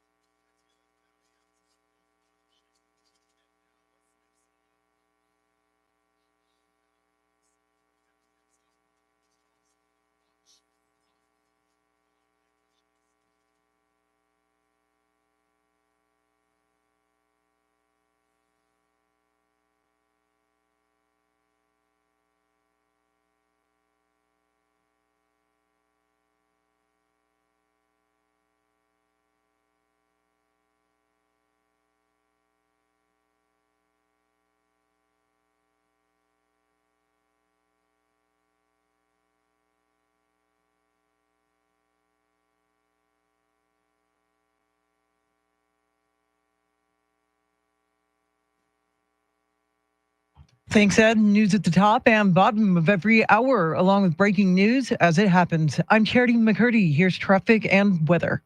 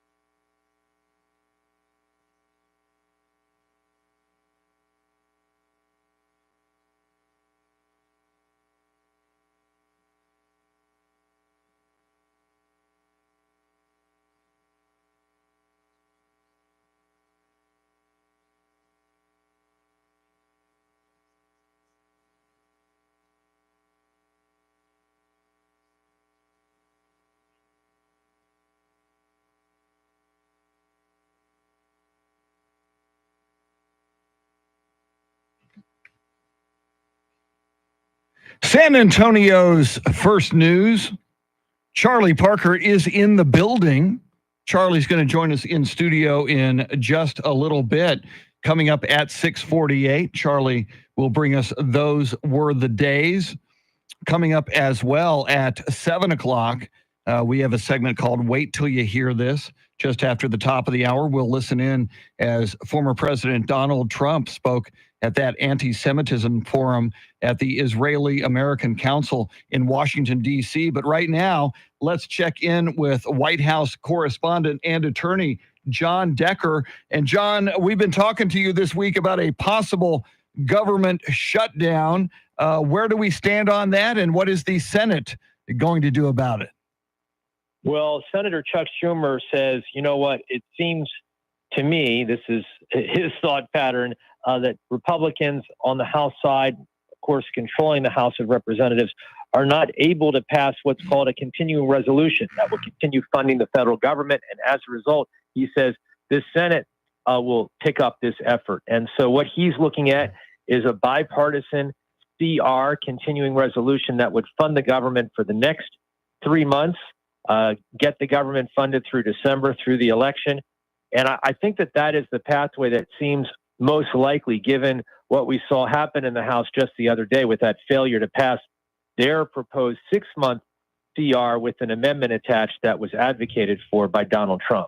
John, is there a concern that the bill's price tag will grow if the Senate makes the first move? Well, what Chuck Schumer has in mind is this idea of continuing the funding at current levels. So that would be the case for the next 3 months. That's the reason I think why you do see bipartisan support for what it is that Chuck Schumer is advocating.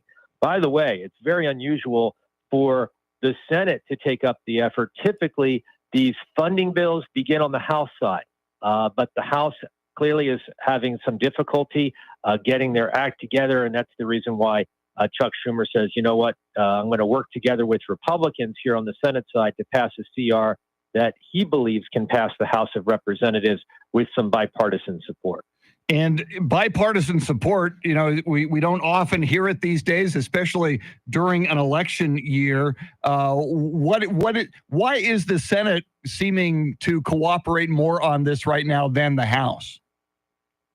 Because I think it's because they see the big picture, and the big picture for senators, whether you're a Republican or Democrat, you know, given it's a 51-49 Democratic majority, is both sides see retention or flipping the Senate within their reach. And they believe that it wouldn't be helpful if there's a government shutdown to their cause.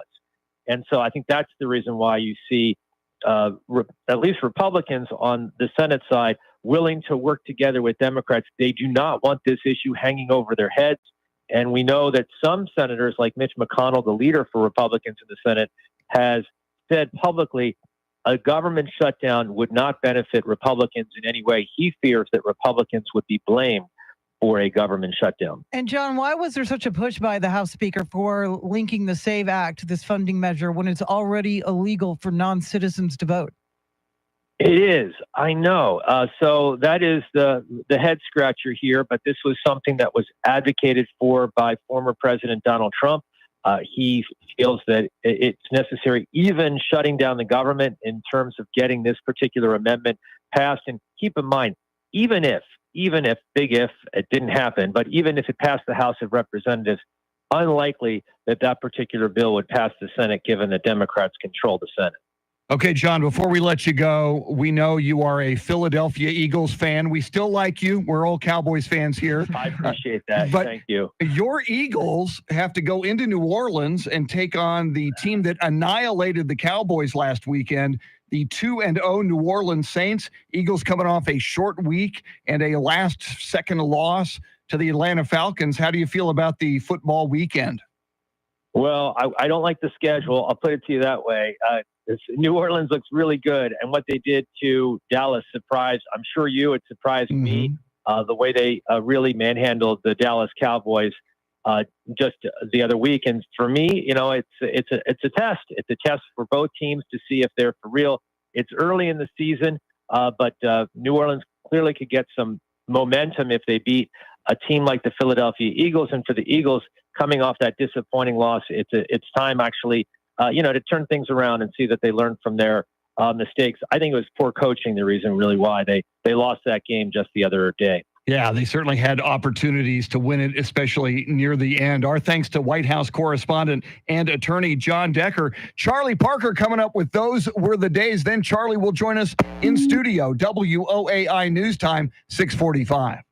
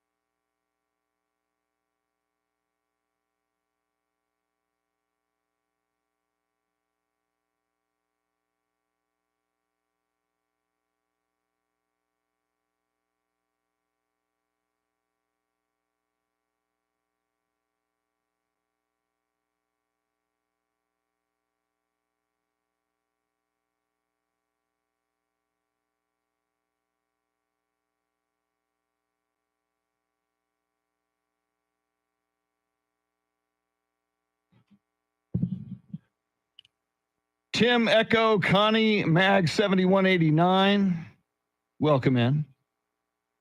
Eddie Lozano, welcome in.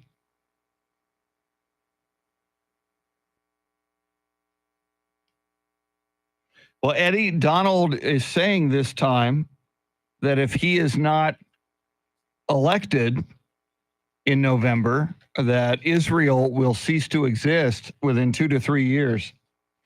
But we've talked about and we reported on and did a segment on, in fact, at 610, the Oprah Winfrey event with Kamala Harris last night out of Detroit, and Charity's reporting on it at the top and bottom of each hour.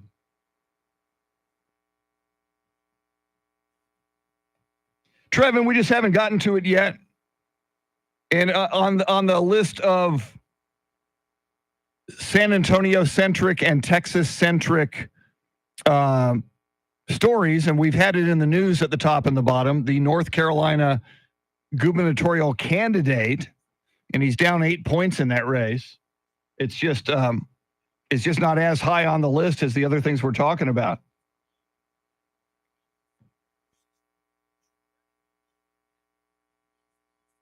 Eddie, we do a show from 5 to 9, and the 6 o'clock hour is actually got big numbers, to be honest with you, but I appreciate the feedback.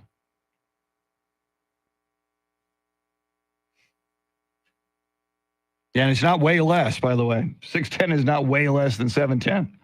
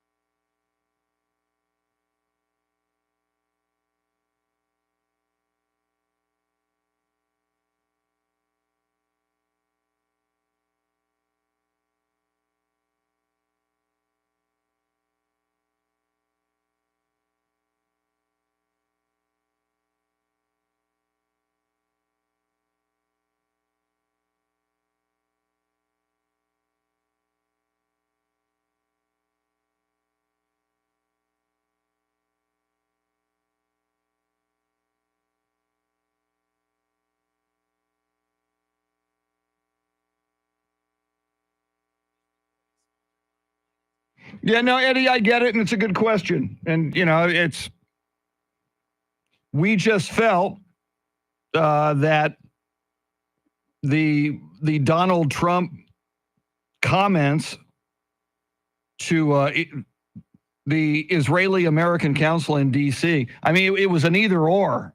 It was either that or Kamala Harris and Oprah, because those were the two. And we talked about that as well at 610. The two high-profile things that happened were Kamala with Oprah and Donald Trump speaking to the anti-Semitism forum at the Israeli-American Council in Washington, D.C., and we just chose Donald Trump for that segment.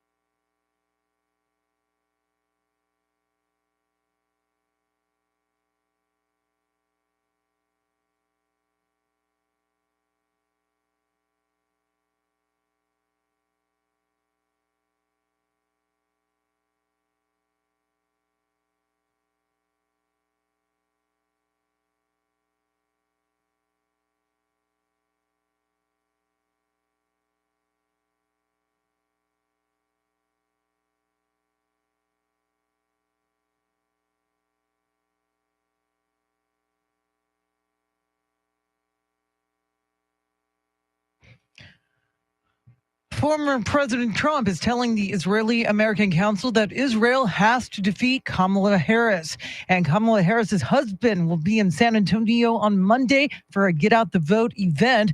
SAPD and firefighters loom large in the new city budget approved by City Council. We'll have more right now, traffic and weather.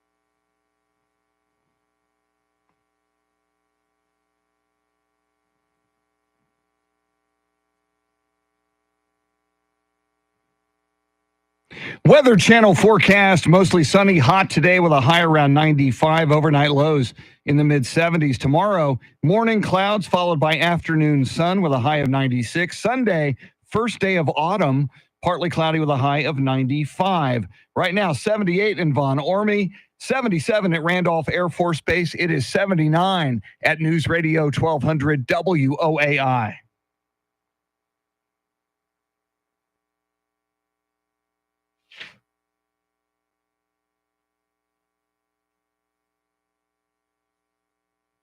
The Last Day of Summer by The Cure. Charity McCurdy, I think you approve that playlist song. That must have been suggested by Charlie Parker. Is that possible? I believe so. Wow. He's in the building. We'll find out here in just a few minutes. Oh, Have you turned Charlie Parker into a fan of The Cure? I think he's a closet Cure fan. I really do. He won't fully admit it, but there are some Cure songs that makes him tap his foot. We might have to discuss that. Charlie's going to join us in just a little bit in studio this morning. We are looking forward to that. And we're looking forward right now to hearing from you on the Talkback feature on the free iHeartRadio app. Autumn arrives officially at 7:43 a.m. on Sunday. So we're asking you, what are the telltale signs of autumn arriving, of fall being here? How do you know that fall has arrived? Let's go to the people and listen in. Here we go.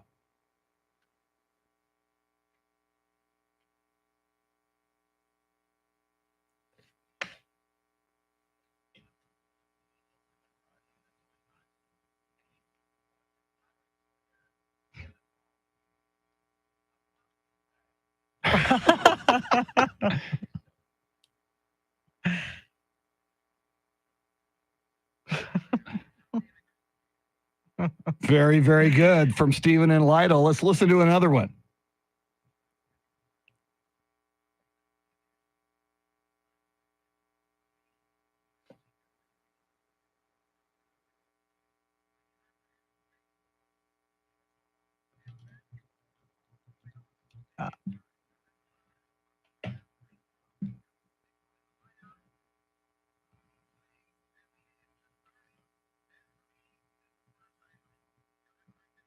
Thank you, Mo. That is true, Charity. You have that little moment around October where you can have some basketball, football, and baseball all at the same time. Yeah, you don't leave the couch, apparently. Yeah.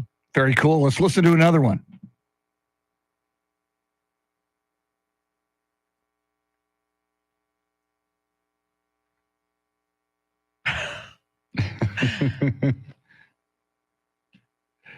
And Charity, I do believe that is Cindy from Cindy and Bob fame, who went together to the Barry Manilow concert. Yes, yes. And, Cindy makes a great point because, man, my recent CPS energy bill, it was like 300 something. It was insane. I was like, when are the temperatures going to drop so I can open up the windows, let in that cool air, and not have to worry about the AC bill? Hopefully that's the last one with sticker shock. All right, tell you what, Charlie Parker's going to join us in studio beginning at the top of the hour. Charity's got everything you need to know as well at the top of the hour. But right now, let's get a weekend preview from Q1019's Jenny James.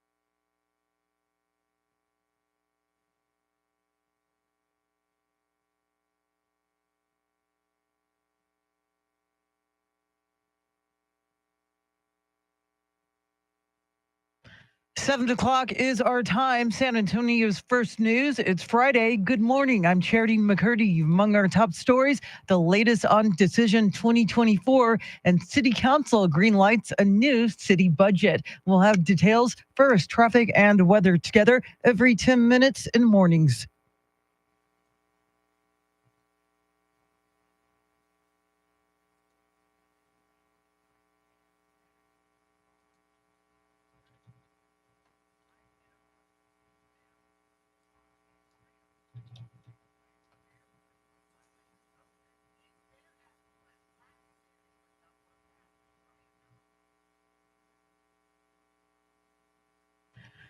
Your weather forecast for this Friday, partly cloudy, a high in the upper 90s. Tonight's low near 75. Right now, 80 degrees.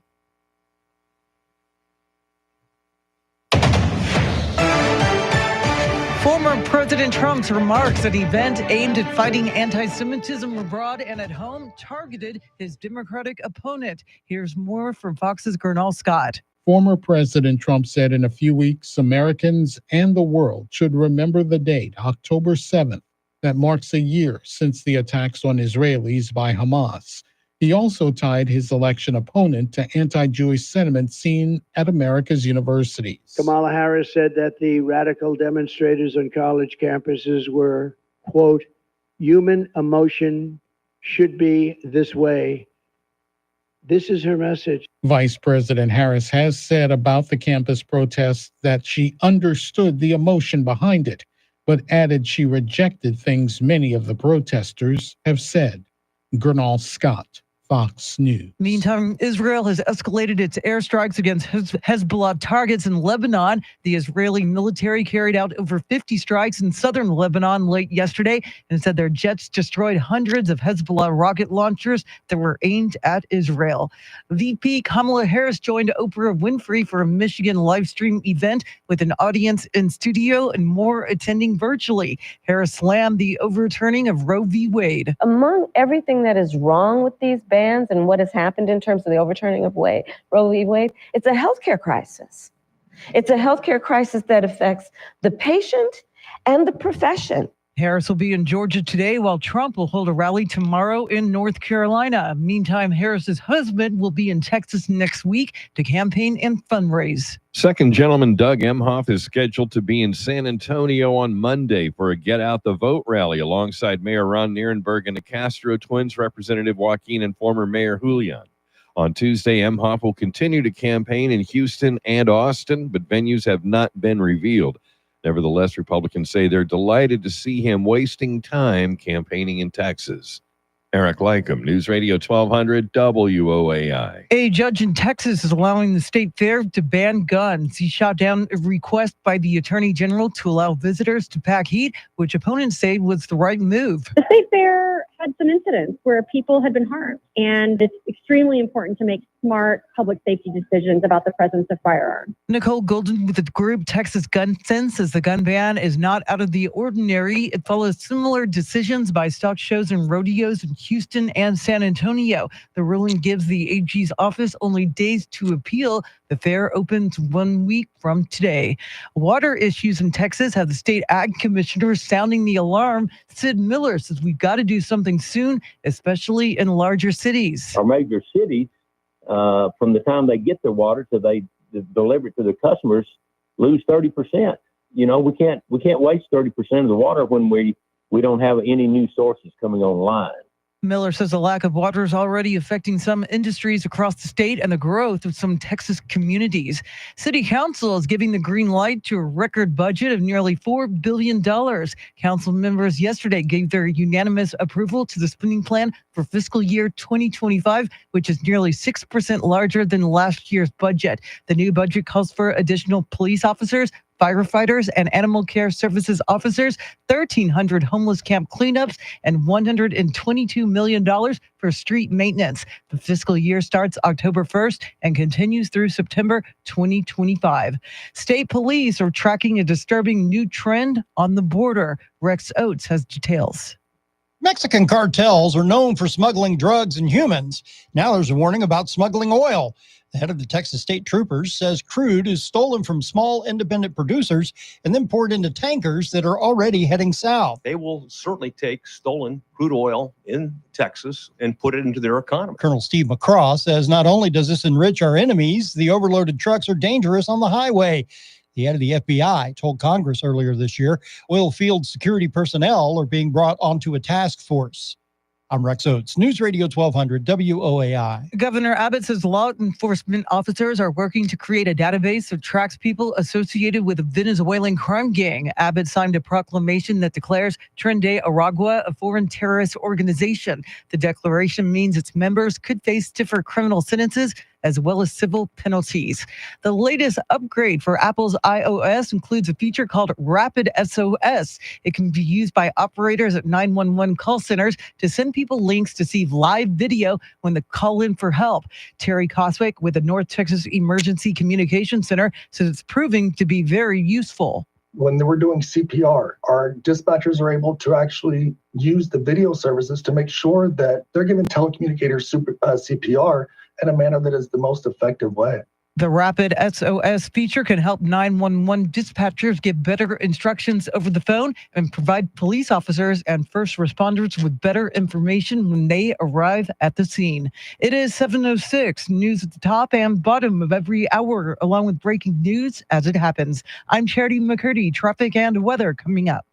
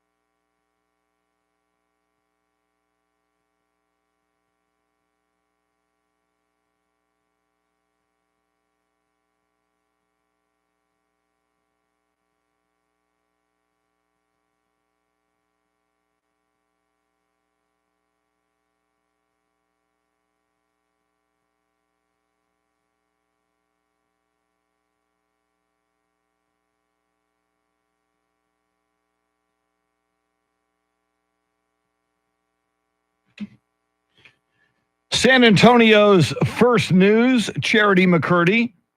Mr. T taking the day off today and Monday, in fact. And in studio, the one, the only, the man, the myth, the legend, the San Antonio and Texas Radio Hall of Famer, Mr. Charlie Parker. What is up? Nothing much. Good morning to everyone. Very, very cool. We're going to hear from former President Donald Trump in just a moment on Wait Till You Hear This. He spoke yesterday at an anti-Semitism forum at the Israeli-American Council in D.C. But first, let's get it caught up on traffic and weather together.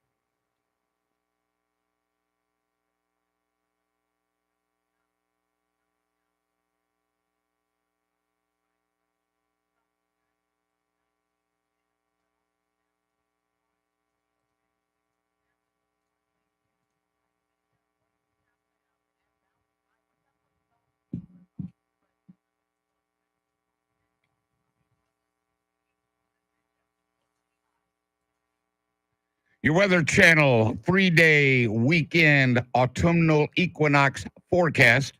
Mostly sunny today, tomorrow, and on Sunday. All 3 days, mid to upper 90s. 75 in Kerrville, 77 in New Braunfels, 79 in Alamo Heights. WOAI News Time, 7:10.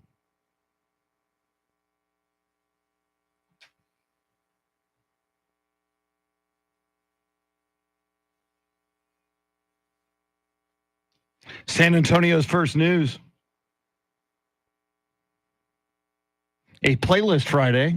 Are you responsible for this song, Mr. Charlie Parker? I'm not really responsible. Yesterday, Andrew Zimmel, our producer, and myself were looking for some fall songs. Before we went looking for them, I just assumed that there was going to be a plethora of them. Well, there are a lot of songs about September, a lot of songs about October, a lot of songs about the moon. You know, we have a harvest moon right now. Yeah.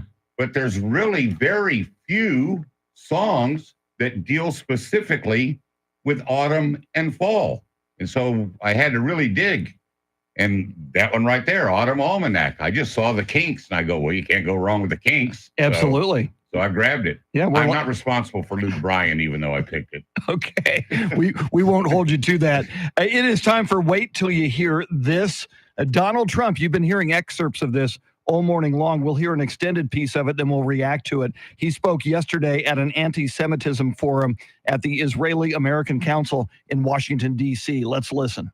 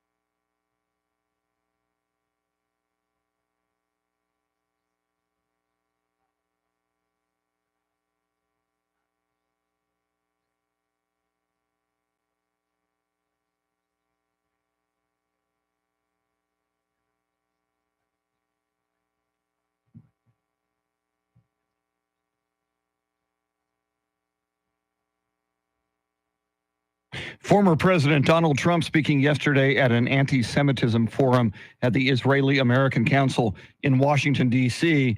And Charlie, clearly he's trying to get more votes from Jewish voters, but the latest numbers say about 60% of Jewish voters would vote for Kamala Harris, and a little under 40% currently would vote for Donald Trump. Those numbers surprised me a little bit. I mean, it's not like I had a preconceived idea of who would vote for Trump. You know, if you were Jewish, who would vote for Trump and who would vote for Harris. But man, under 40%, yeah, you better be out there on the campaign trail. Yeah, and he's really sending a powerful message by claiming that Israel will be wiped off the map, cease to exist within 2 to 3 years if Kamala Harris ends up winning the election. So scaring some people, I guess, into supporting him. Well, trying to scare some people. He didn't give you any context on that. He has from my vantage point, he has a tendency to say a lot of things and then repeat himself a lot, but then doesn't give you any context. Why would Israel not be in existence in another 3 years? Give me something.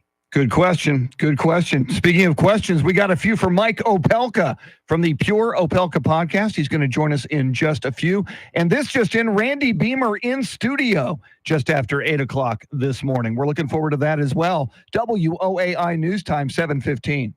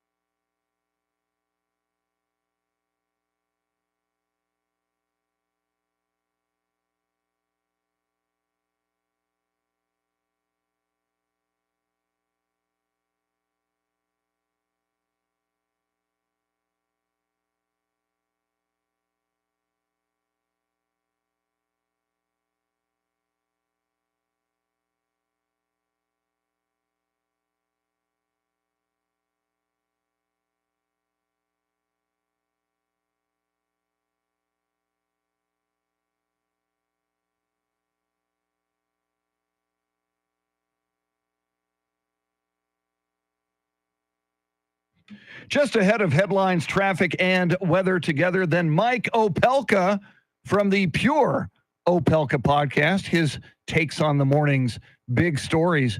But first, speaking of those big stories, Charity McCurdy, what stories are you following? Less than 7 weeks before the presidential election, polls show Vice President Harris and former President Trump deadlocked. A judge in Texas is allowing the state fair to ban guns, and the new city budget is a big win for police and firefighters. We'll have details right now, traffic and weather. Yes, happy Friday, Hallelujah.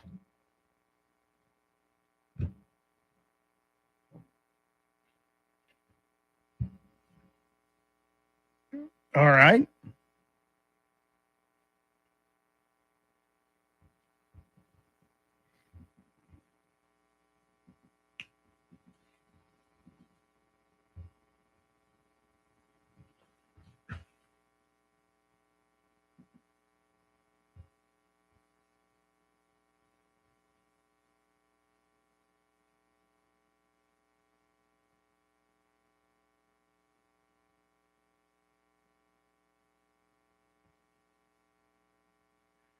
Weather Channel 3-day weekend forecast. Mostly sunny today, high around 95.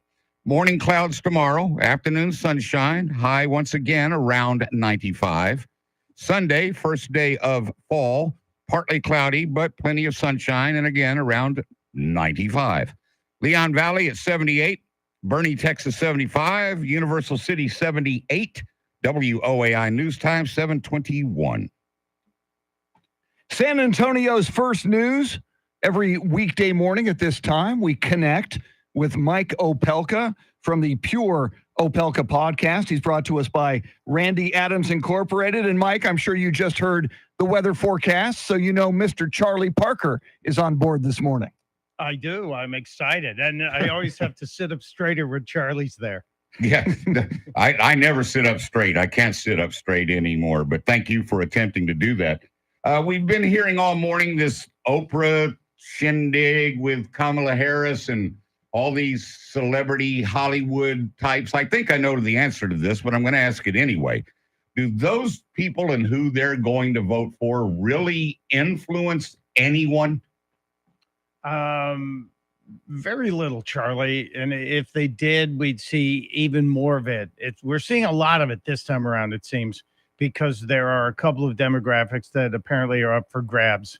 Older people and younger people. So we're seeing a lot of talent, like you saw Julia Roberts last night, who appeals to an older demo. And you see Taylor Swift pushing her stuff out there too, as well as Billie Eilish and her brother. So we're seeing on the ends of it. It's fringe work. And Mike, what was your big takeaways from Trump's Jewish summit speech in D.C.? Was he successful in trying to sway more Jewish voters to his side? Charity, I'm seeing numbers that are increasing for Mr. Trump, but I don't think it's anywhere near what he's hoping to get.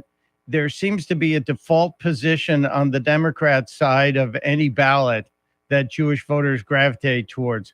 And so while he is making a pretty good case for himself and what he would do to support Israel, I don't know if it's going to change anything. That demographic really never moves much.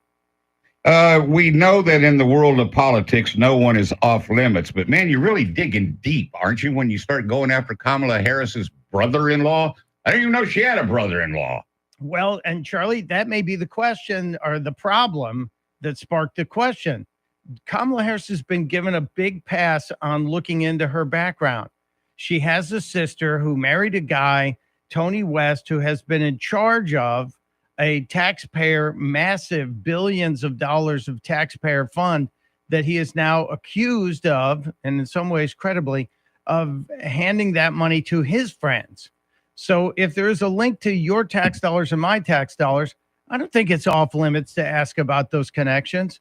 The same way I think it's really important for us to ask about her father, who nobody is talking to, even though he's alive, and she never mentions him. And Mike, North Carolina GOP Lieutenant Governor Mark Robinson apparently in hot water for online comments, but it sounds like he is not dropping out of the race. And Charity, the weirdest part of this, and these comments are such that we can't even really discuss many of them on air because they are salacious at best. Um, the Democrats were nervous that he was going to drop out. And if he dropped out, that might have been a help to Trump and the Republicans. So that's the weirdest part of all this. And looking at the early polling on it, the early reaction, if he stays in the race, it hurts the GOP. If he gets out, it helps the GOP. And that's one I can't figure out just yet. Any of the 12 finalists for the induction into this year's National Toy Hall of Fame pique your interest? I hate to say this, Charlie. I didn't look at the list. Okay, well, I'll let you do that later, but let me just point out to you that about half of those 12 are not toys. Well, then I'm done with you people, you Toy Hall of Fame people. If lawn darts are not in the Hall of Fame, I don't want to be a part of the Hall of Fame. There you go. And there's word that P. Diddy's lawyers are going to attempt a third appeal on his bail denial, and he may be on suicide watch. What's the latest? Well, apparently he is on suicide watch. That is the word out of the jail in Brooklyn where he's staying. It's a particularly nasty place that people are saying they've got him there to maybe squeeze him to talk a little bit. I just, in all of this, like the Mark Robinson case, this is so salacious and so crazy and so evil. You wonder how bad it's going to get. They're calling Diddy the Black Epstein. And if so, is there a list we're going to see? I'm just nervous about who had to do the inventorying of all the stuff they gathered from his house and who had to count these 784 adult toys that were put into evidence. Yikes. You can get more Mike Opelka from his Pure Opelka podcast. Get it wherever you get your podcast. We recommend the free iHeartRadio app. Mike is brought to us by Randy Adams Incorporated. Coming up, national correspondent Rory O'Neill on the latest study on the U.S. healthcare system, and it is not good. We'll talk about that coming up. WOAI News Time, 7:26.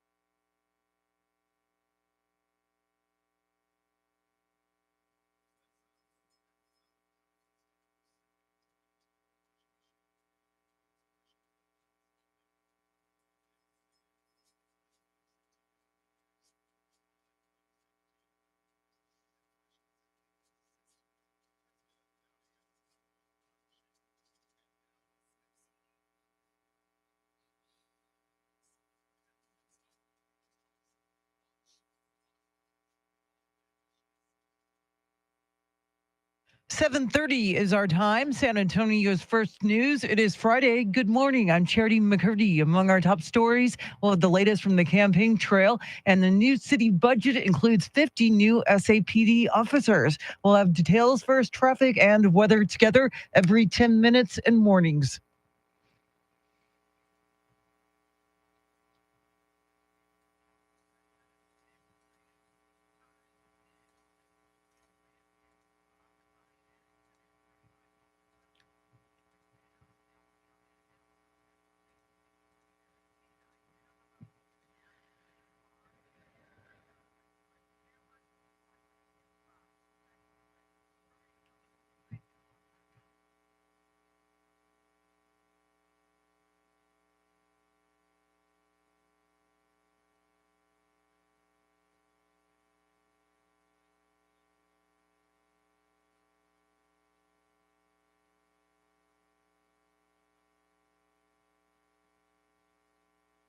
Your weather forecast for this Friday, partly cloudy, a high of 98. Tonight's low near 75. Right now, 80 degrees.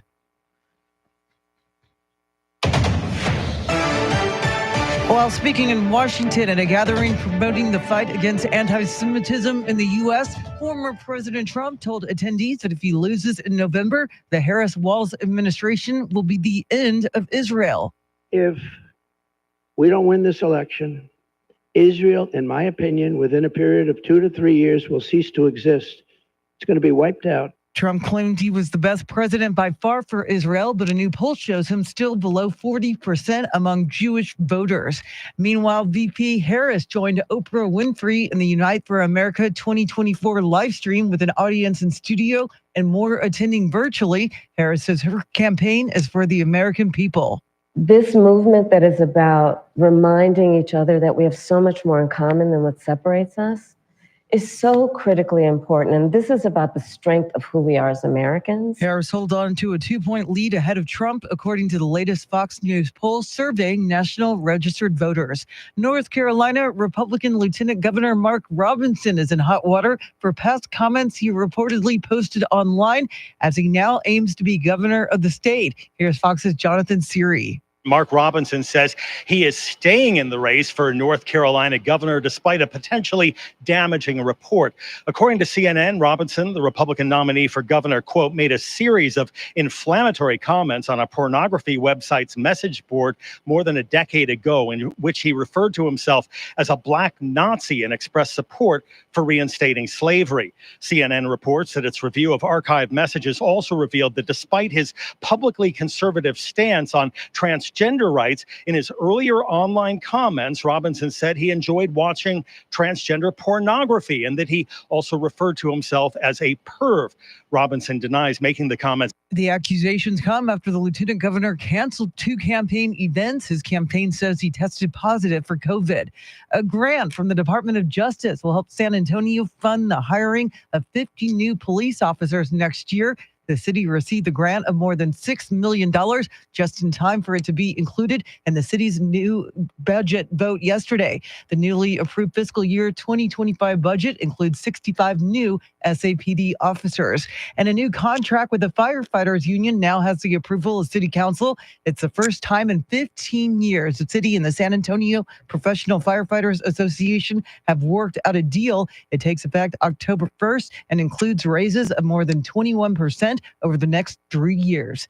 After 3 days of burning, the pipeline fire in Deer Park near Houston has finally been put out. According to witnesses, an SUV driver appeared to have a medical episode and drove the vehicle from a nearby Walmart parking lot into the field where the valve was, struck it, and started the blaze that prompted dozens of evacuations. Those residents have since returned to their homes. The fire finally burned itself out, and investigators processed human remains from the SUV. The driver is being identified, and a criminal investigation into the crash and fire is now underway, with the Texas Railroad Commission, which oversees pipelines, assisting. Eric Lycum, News Radio 1200 WOAI. Elon Musk is reportedly moving the headquarters for X, formerly known as Twitter, to Bastrop. The town about 34 miles east of Austin is already the home of other Musk companies, including SpaceX and the Boring Company. A judge in Texas is allowing the state fair to ban guns. He shot down a request by the attorney general to allow visitors to pack heat, which opponents say was the right move. The state fair had some incidents where people had been harmed, and it's And then I'm gonna snap a couple times. And we're seeing it. And I want to see if we're seeing. Yeah. Yeah. Yeah. Okay. So we should be good. So we're good. Okay. Yep. Cool. Thanks, man. You bet. Judge ruled that the organization is a private nonprofit, not a government entity, and can make their own decisions on firearms. The ruling gives the AG's office only days to appeal. The fair opens 1 week from today. Many consider water to be the biggest problem facing Texas, and Ag Commissioner Sid Miller has been talking a lot about it. Russell Scott has more. Simply put, Ag Commissioner Sid Miller says Texas is quickly running out of water, and that's already causing problems. Developers come in, want to put in 800 houses, put in a new housing development. Well, our water system can't handle that. We can't supply you water to that new development. So it doesn't go in.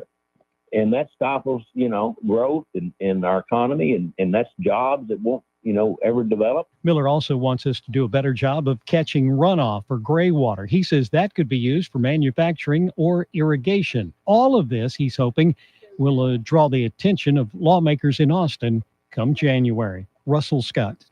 Well, Sean Diddy Combs is going to appeal his bail denial for a third time. Combs' attorney is going to try and get his client out of jail, despite two judges already rejecting bail for Combs. The music mogul has pled not guilty to sex trafficking and racketeering charges.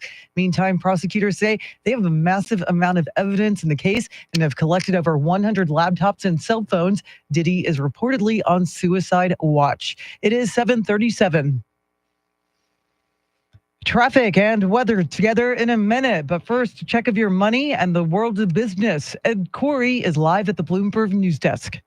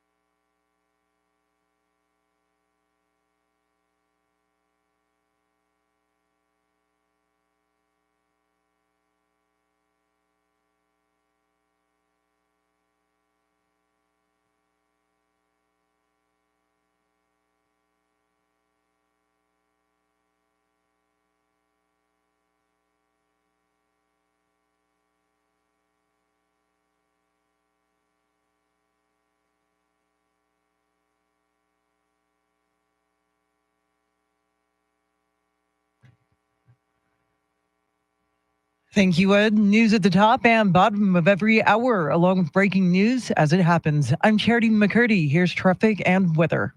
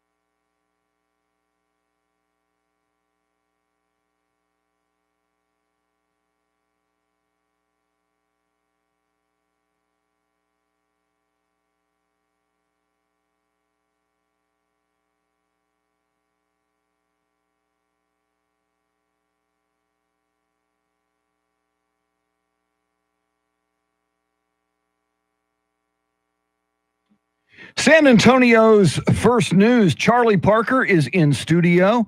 In fact, Randy Beamer on his way to the studio. Randy's going to join us just after 8 o'clock for Fridays with Beamer. And we do have the list of the new toys nominated for the Toy Hall of Fame. We will dive into that. But right now, let's check in with national correspondent Rory O'Neill.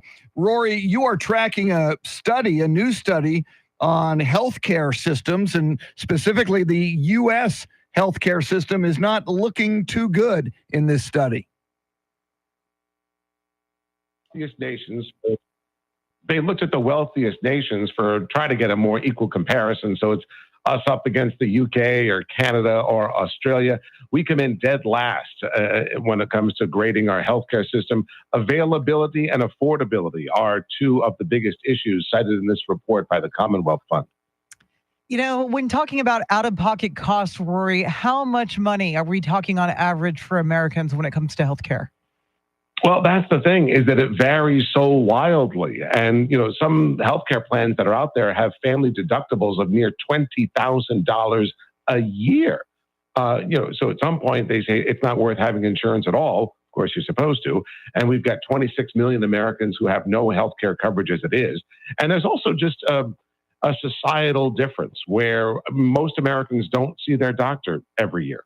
Many don't know who that person is, or it changes all the time because their healthcare plans change.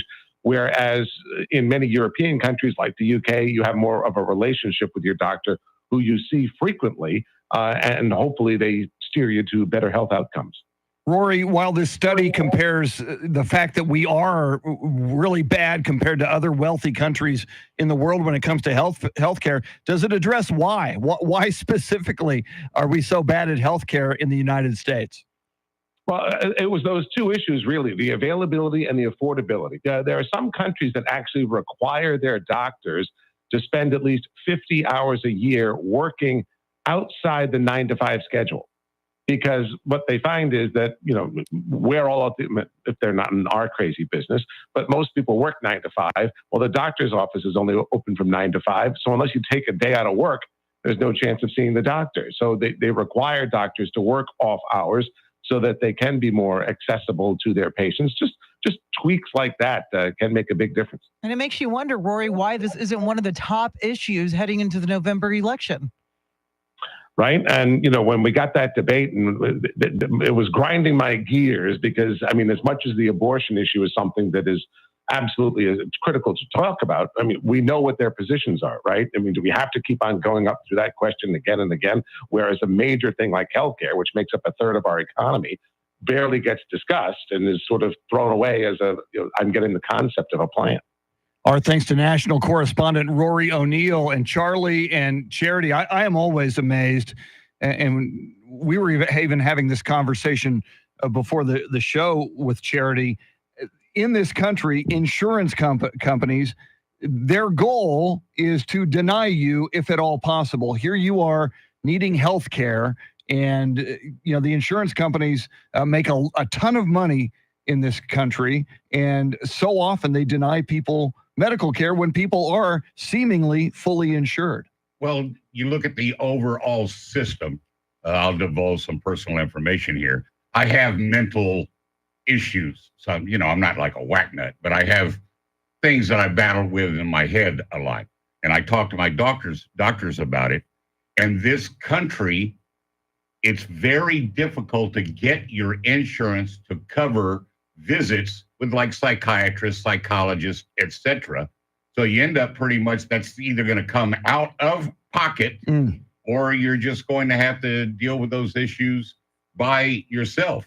And as part of one of the biggest problems, if not the biggest problem when it comes to health in this country, is mental health and getting treatment for it. And I think about, recent surveys that show that a lot of Americans have delayed or put off healthcare because they were worried about whether they could afford it, the out-of-pocket costs.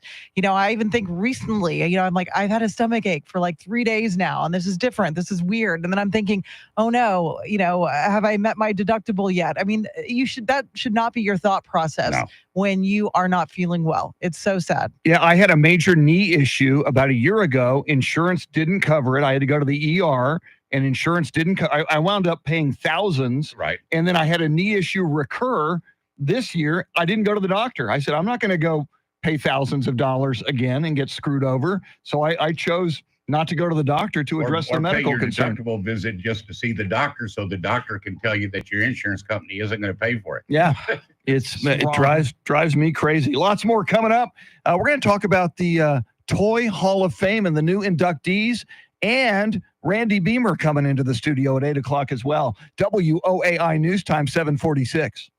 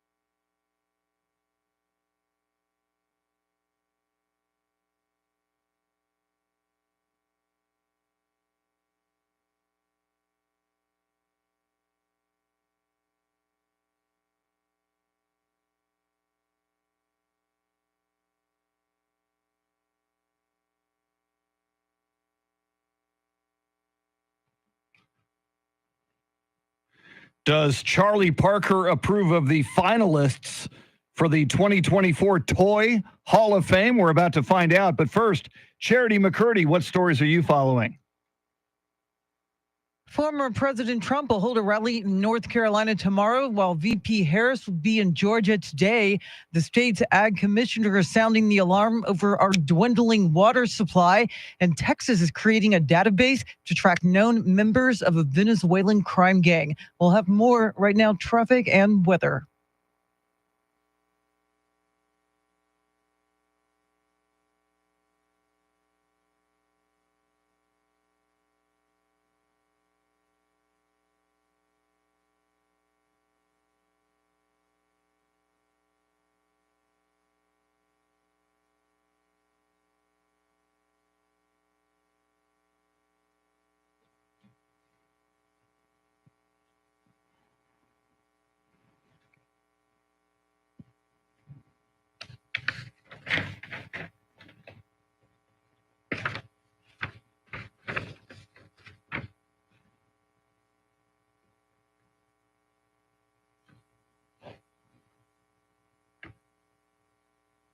Mostly sunny today and tomorrow afternoon after some morning clouds. Both days highs around 95.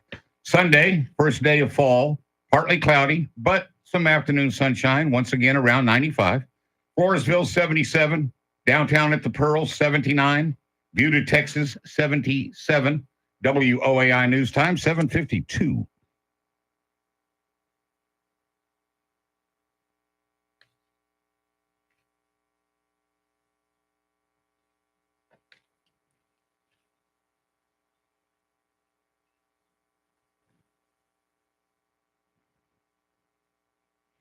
Forever Autumn by the War of the Worlds album that came out in the late 1970s. I had it on 8-track as we play songs, a playlist for songs about the turning of the seasons from summer to autumn. Charlie Parker in studio, Randy Beamer coming into the studio at the top of the 8 o'clock hour. Charity McCurdy, I'm Chris, Mr. T, taking a couple of days off. He'll be back on Tuesday. Now, Charlie, you are in the San Antonio Radio Hall of Fame. You are being inducted in a couple of weeks into the Texas Radio Hall of Fame. But there is also a Toy Hall of Fame, and you know this because you have talked before about the National Toy Hall of Fame in Rochester, New York, and they have released their list of finalists for induction. Yeah, for the most part, most halls of fame don't ever get it completely right. About the only one that really does is the Pro Football Hall of Fame. Radio Halls of Fame, Rock and Roll Hall of Fame, and now the National Toy Hall of Fame. And we've talked about this for years. Let me ask Charity right out of the gate, because of the 12 finalists for this year, there's only one that I really have a question about, and we'll talk more about that in just a second. You consider a trampoline a toy? Yeah, you're jumping, you're using it, you're actively using it. So but is it a toy though? See, because I wouldn't call it a toy. Yeah, it's a trampoline. Yeah, but you can play games on the trampoline. You can do a flip. You know, I don't know. It's a gray area for sure. Yeah, there's a lot of them here. Transformers finalist. Okay, not a great toy, but toy trucks, or excuse me, Hess, Hess, toy trucks. My Little Pony, guessing is a toy. Remote controlled vehicles. Okay. That's a toy. Stick horses. Now I had to look that up. That's the one that actually has a horse head on like a stick. broomstick. Yeah. Yeah. When I was growing up, a stick horse was a stick. And then, 5 minutes later, it would be a sword. Yes. And then it would become something, that's how great sticks were. And I do believe that sticks, actual sticks, tree sticks, are in the Hall of Fame. No kidding. Hall of Fame. Now, here's where I have a lot of problems. Balloons. Balloons are not a toy.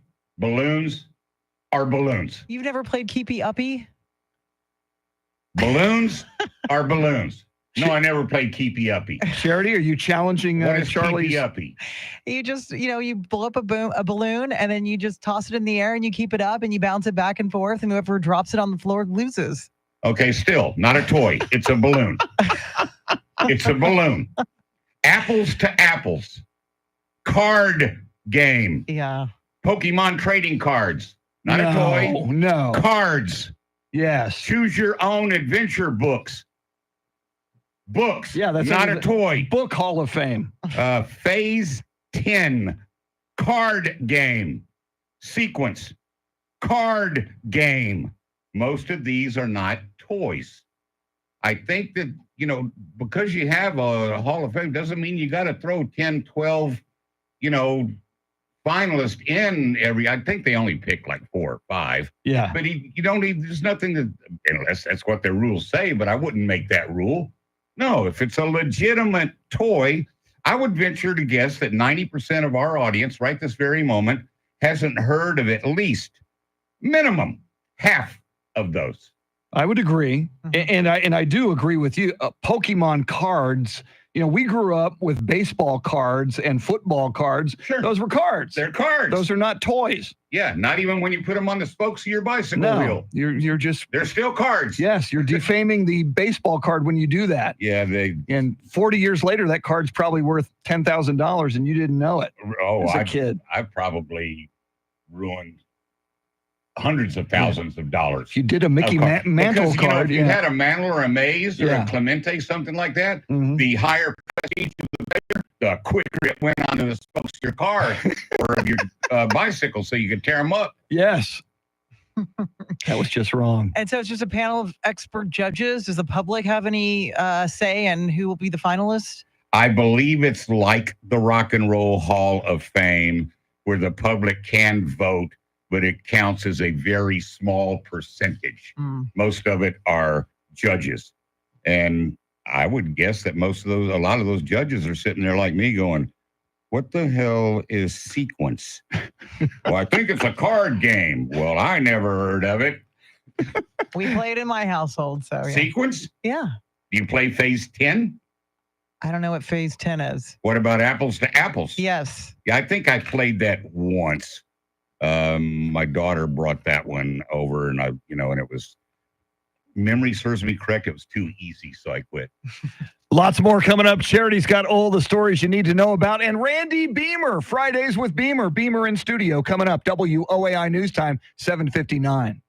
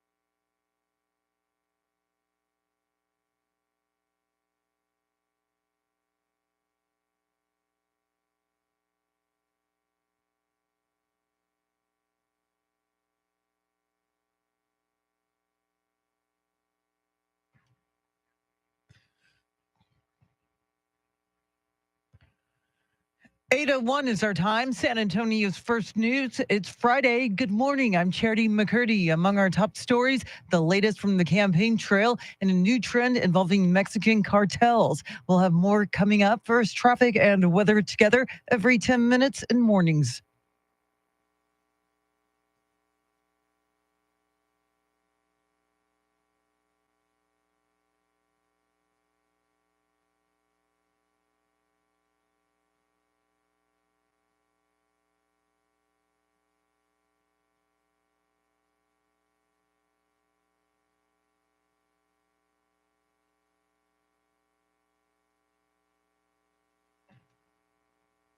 Your weather forecast for this Friday, partly cloudy, a high near 98. Tonight's low near 75. Get a move on. It is 80 degrees.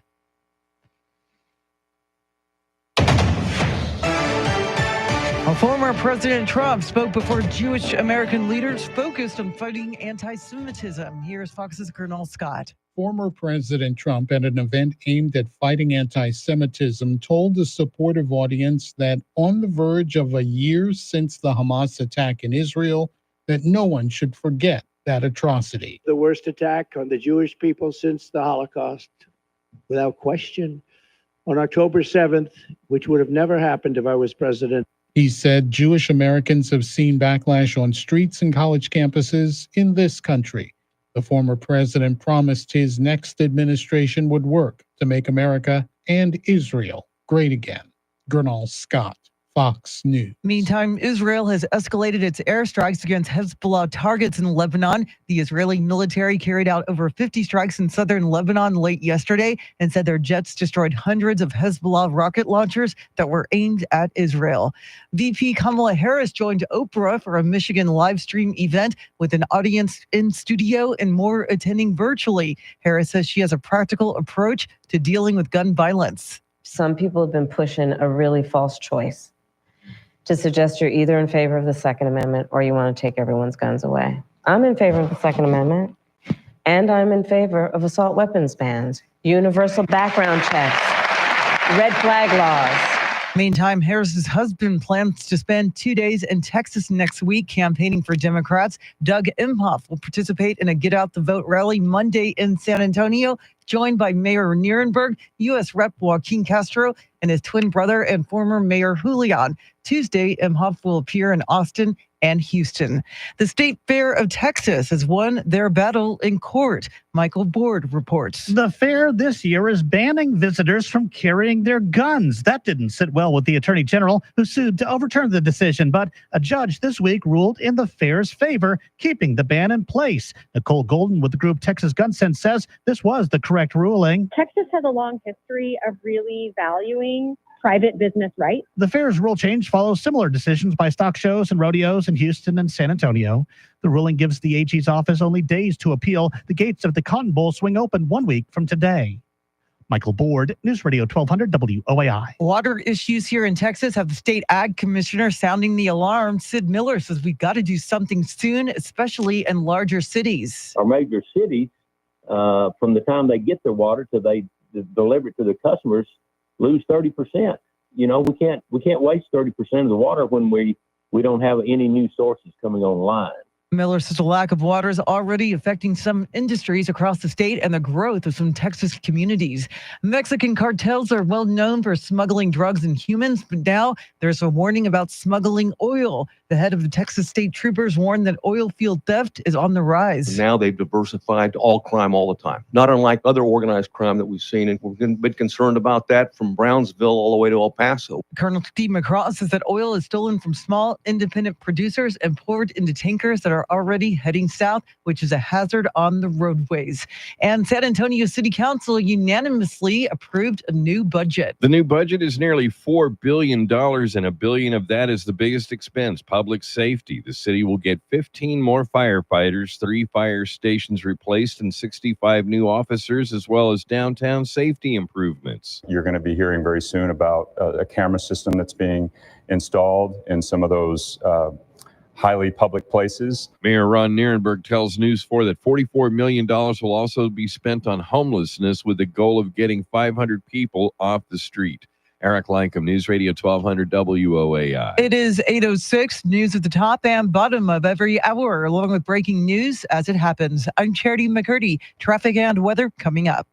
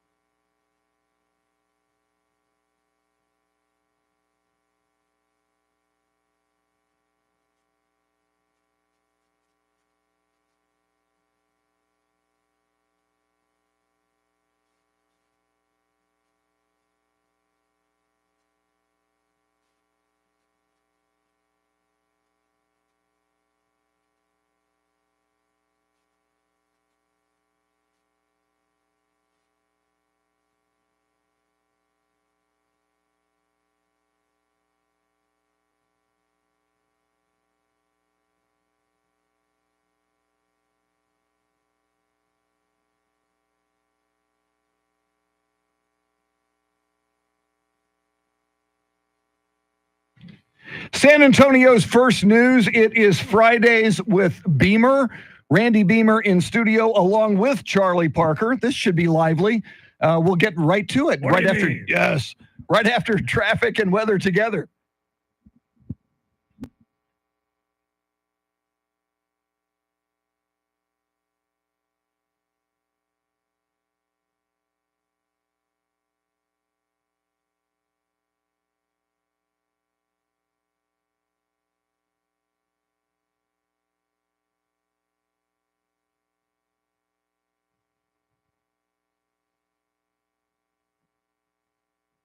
Mostly sunny skies all weekend long, including the first day of fall on Sunday. All 3 days, highs around 95.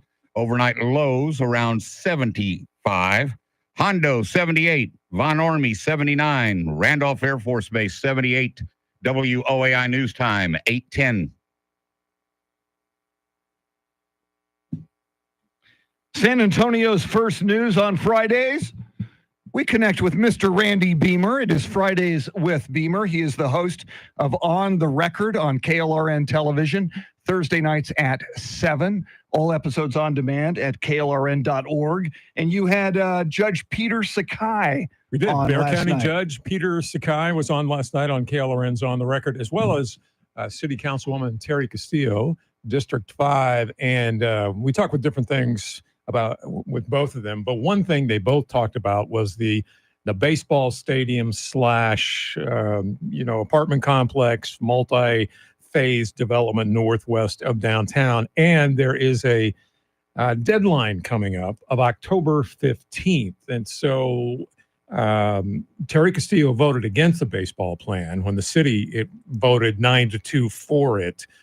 And Peter Sakai is for the plan. The county has voted for it. But basically, the deadline that is coming up next on October 15th is that the team, the missions, have to have to Major League Baseball a plan about financing and doing this. And there is one piece of property that SAISD has that is not sold yet to the developer that they want to sell. SAISD put off a meeting on this, and so activists like Terry Castillo are hoping that SAISD can vote against this and hold it up, because they want people to have, like the soap factory apartments. Their concern is housing downtown. It's not whether or not there should be a stadium or whether or not it should be a development. They want affordable housing in that area. So that could be a holdup before October 15th. Yeah, and Judge Sakai Grandy has previously expressed concern about a potential burden on San Antonio taxpayers. Do those details still need to be ironed out? Those, well, he says they will be ironed out. They believe that with the structure of this thing being kind of a quasi-private government entity, that it's going to be worked out so that the tax increment reinvestment zone, the TERS, and they have several of these around town, that the increment of taxes going up, that will pay for some of the development down the road. If private money will be coming in, and it's more than just a stadium, it's different phases of apartments and retail and office space and all that kind of stuff in the northwest part of downtown and the kind of the Fox Tech area. But that one piece of property and SAISD is the holdup right now. So I don't know. What do you think, Charlie? Should they go ahead with it or not? Or no, there are a lot of things I don't like about this. You know, I've mentioned this before. I'm a big fan of Burl Yarbrough and the San Antonio missions. I just don't like this idea at all. And probably the thing that bothers me the most is just waltzing in and telling people who are living in whatever their homestead is. You mentioned the soap factory apartments. Is the only one. Here's a couple of bucks, a mere pittance. Go find somewhere else to live. That $2,500, I think. Yeah, that's going to what? Help to relocate. Help. Yeah, you can't even get three men in a truck. Terry Castillo says she would be for this if, and it sounds like what they would like to do is use the leverage of making sure that the developers and others and the city, any money the county puts in is to this and other development around town is going to go toward affordable housing for people who live and work in the downtown area, so that it would make up for the soap factory apartments and more. Doesn't it sound like a lot of ifs? Well, they're working on all of that, is what I hear. Yeah. Okay. And see, I love baseball, but I want Major League Baseball in San Antonio. I can't get, and I do. I've met Burl Yarbrough, and I love the people who work for the missions. I just can't get fired up for minor league baseball. It's just not my thing. Well, there is the chance of Major League Baseball, since it's different than in years past. Major League Baseball now basically runs minor league baseball. And so there are so many cities out there, mid-sized cities, that want minor league baseball. There is a possibility that if they don't come up to standards or we don't show anything, that they would pull the missions from San Antonio, which, you know, I don't know. What do you think about that? Big picture for me, Randy, is I'm thinking about, okay, how does this timing align with the new Spurs downtown stadium they're talking about? I mean, it sounds like a lot of construction downtown for the foreseeable future. Well, there's going to be a lot of construction downtown for the foreseeable and non-foreseeable future, I think, that has nothing to do with that. But you're right. The other Spurs development, I think, would be years or a few years after this. More coming up with Randy Beamer in studio. We'll get you caught up on headlines, traffic, weather, and more. Then more with Randy, WOAI News Time 8:16. Yeah, I don't know. Although, you know, they have all the... And our mics are currently hot for the viewers, just letting you know. Okay. They have like 30 people on that new ownership team with Ryan. I was trying to do that and I ran out of Ryan's time. kid. And it came off. It's You can keep that off. Yeah, the people want to see Randy Beamer. No, put it over on you guys. But I don't know. Do you think that has... Like isn't David Robinson and Sean Elliott, Manu, some of those people on there for the community part, the input? I don't know. You It, think it just sounds like too big a headache to me.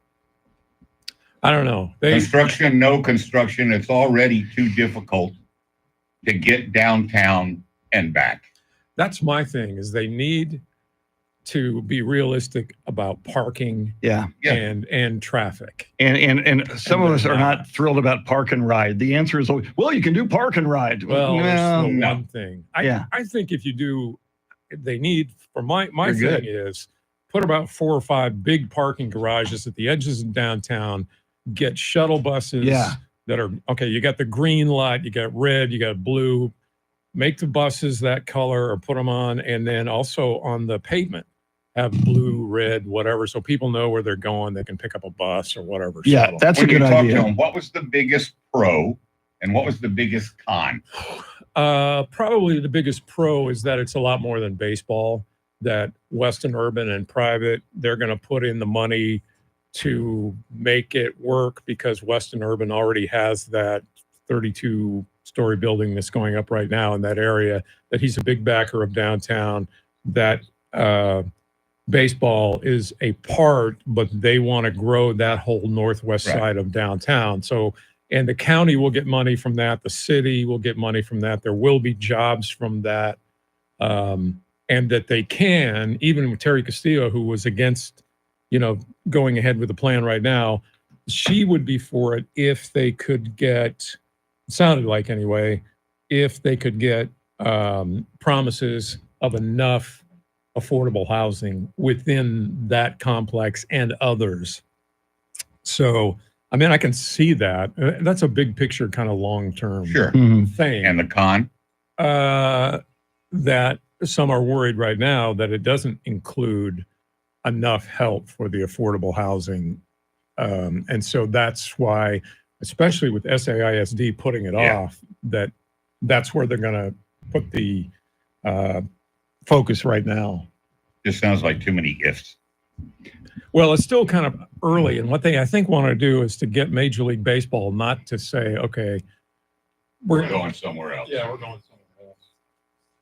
Which they could. Just ahead of headlines, traffic, and weather, then more with Randy Beamer. First, Charity, what stories are you following? Former President Trump is telling the Israeli-American Council that Israel has to defeat Kamala Harris. Harris's husband will be in San Antonio on Monday for a Get Out the Vote event, and SAPD and firefighters loom large in the new city budget. We'll have more right now, traffic and weather.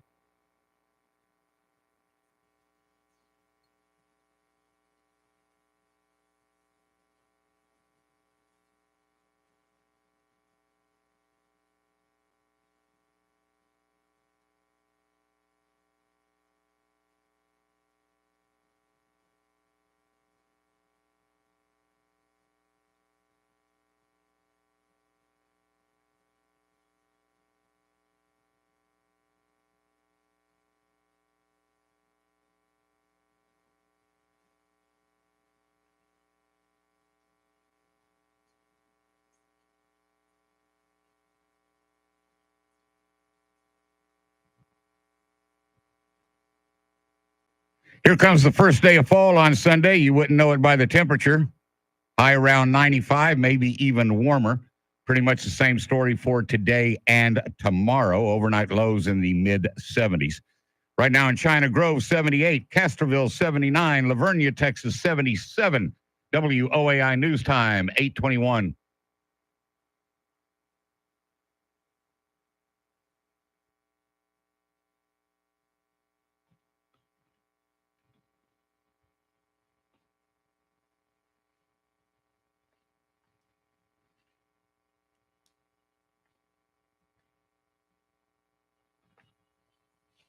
California dreaming.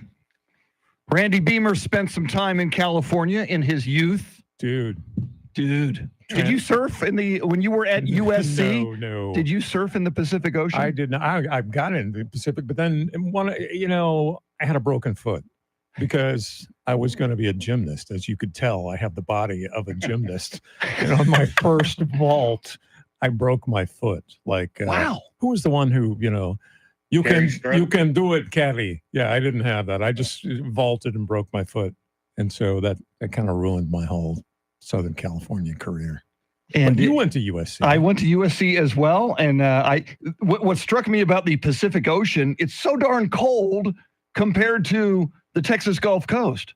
The water is in August. The water is freezing cold in the Pacific Man, Ocean. you're a whiner. I'm just, I can't take it. I mean, I am a whiner. I am a whiner. You, sir, and the people watching on YouTube right now, it's double the star power. It's a split screen with Charlie Parker and Randy Beamer. And of course, for eye candy, you've got Charity McCurdy. Wow. But you are wearing an LSU dad cap. I am going to see my son. We're going to the UCLA LSU game, so I'm going to Baton Rouge. And not that I didn't come into the studio just for you guys, but on the way, there's a Krispy Kreme right out where you guys are. And I happen to be taking some to him. By the way, Carrie, we have Krispy Kreme donuts in here for you. Very nice. You're kept in a whole different part of the building, Yeah, Andrew, which I don't understand. Andrew didn't deliver, Charity, your Krispy Kremes. Do you not have a Krispy Kreme yet? I don't, and I'm going to politely decline. Thank you. I can't. You're being rude to our guest, Randy Beamer. I'm not. I don't do donuts. Is that okay? Well, it is one of those things. Like my daughter I have a vegan daughter and a mostly vegetarian daughter. And like Charlie, you're not supposed to do sugar. And my mom, not. So it's kind of tough these days. If you bring something and then you assume, here, you have to eat these. You bring, like Chris brings pot brownies. Exactly. And, only on Fridays. I'll eat those. Only on Fridays. I bring the pot brownies. I haven't seen the enthusiasm on Charlie's face. Wow. But so anyway, I'm headed off to LSU and trying to be dad. I also wanted to give a special shout out. My daughter, I saw her last night, and we believe within the week we'll be having my second grandson. Congratulations. So thank you. I'm excited. She's excited. And we're, nothing like grandbabies, is there? No, you had one. I have one ago. now, about to turn. What's today? The 20th. Today's the 20th. Yeah. So she's April, May, June, July, August, September. 6 months old today. So does she call you Chapa? Yeah, wasn't no, that? She does. She hasn't spoken. I remember. I think I still scare her. No. Yeah. Why? I'm okay when I get in her face, or I'm just looking at her or whatever. It's when I talk to her. Well, now, Are you a loud talker around her or not? I mean, you've got an imposing voice. I think that's what it is. I'm not sure. And her name is Charlie. Charlie. Yeah. Wow. So do you say, Charlie, how are you? Or something like that? Or no, I do just, you sing? I just try to be myself. I try to be conscious of not scaring her. Could be the face. Who knows? No. The beard. Yeah. The beard. Could be. Well, I was trying to tell my grandson, my first, that you're going to have to be quiet, that you're going to have to use your KLRN public TV voice. No, I shouldn't say that, but that you're going to have to be quiet because he's kind of a loud, raucous, obnoxious boy, and it's going to be tough. Good for him. But so anyway, are you working on your second grandson yet, No, Charlie? I think it's a girl. Oh, well, your second grand baby. No, Yes. I think this is going to be it. Pretty sure. You've decided. I would bet money. Well, I would bet money on it. Huh. So how long is the drive from San Antonio to Baton Rouge? 8 hours. 8 hours, unless I stop and take pictures along the road and do whatever. You want something to help you kill time on your way? We do this sometimes when we drive to New Orleans for like a Spurs game. Count the Waffle Houses between here and New Orleans. Waffle houses. Baton Rouge a little north of New Orleans, so you Right. turn off. I believe that when you see one, you scream out Waffle House. But I think there's close to like 100. There's a lot. I had no idea. I think refineries, you could also do that. Oh, with yeah. refineries and smokestacks and cops. And Buc-ee's, as long as you're in Buc-ee's. Texas. Count the Buc-ee's. Have you been pulled over? How many times have you been pulled over on I-10? I have never been pulled over in my life except for one time when I left Ellsworth Air Force Base in South Dakota and drove down to pick up my sister in Colorado to come down for a Cowboys game. And I got 4 speeding tickets in less than 3 hours. Whoa. Other than that, I have never been pulled over. Do you drive slowly? Nowadays, I mean, for the most part, yeah, nowadays. I get accused of driving like a grandmother. I am stunned. I don't know you anymore. So, Randy, we're up against it. Can you do another segment, or do you need to hit the road? It's up to you. One more segment with Randy Beamer. I just saw a Colin Allred commercial on the television. I want to talk to you. Is it possible that this Colin Allred guy could beat Ted Cruz? We talked about that on the record on KLRN, 7 o'clock Thursday nights. We will find out from Randy Beamer plug. if Ted Cruz should be worried about this race against Colin Allred on Election Day in November. That's coming up. WOAI News Time, 827.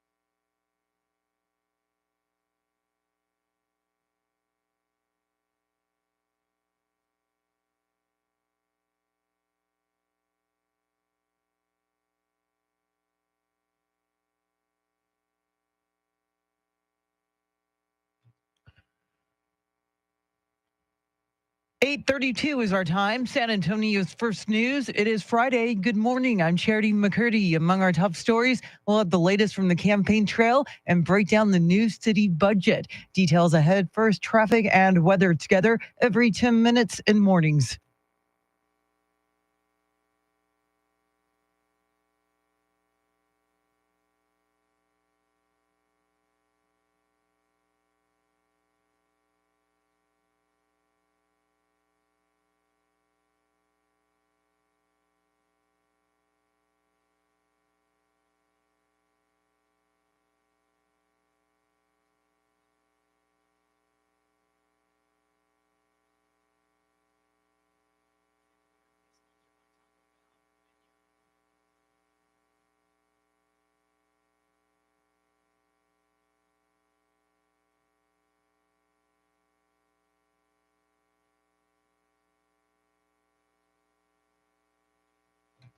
Your Weather Channel forecast for this Friday: partly cloudy, a high near 98. Tonight's low near 75. Right now, 80 degrees.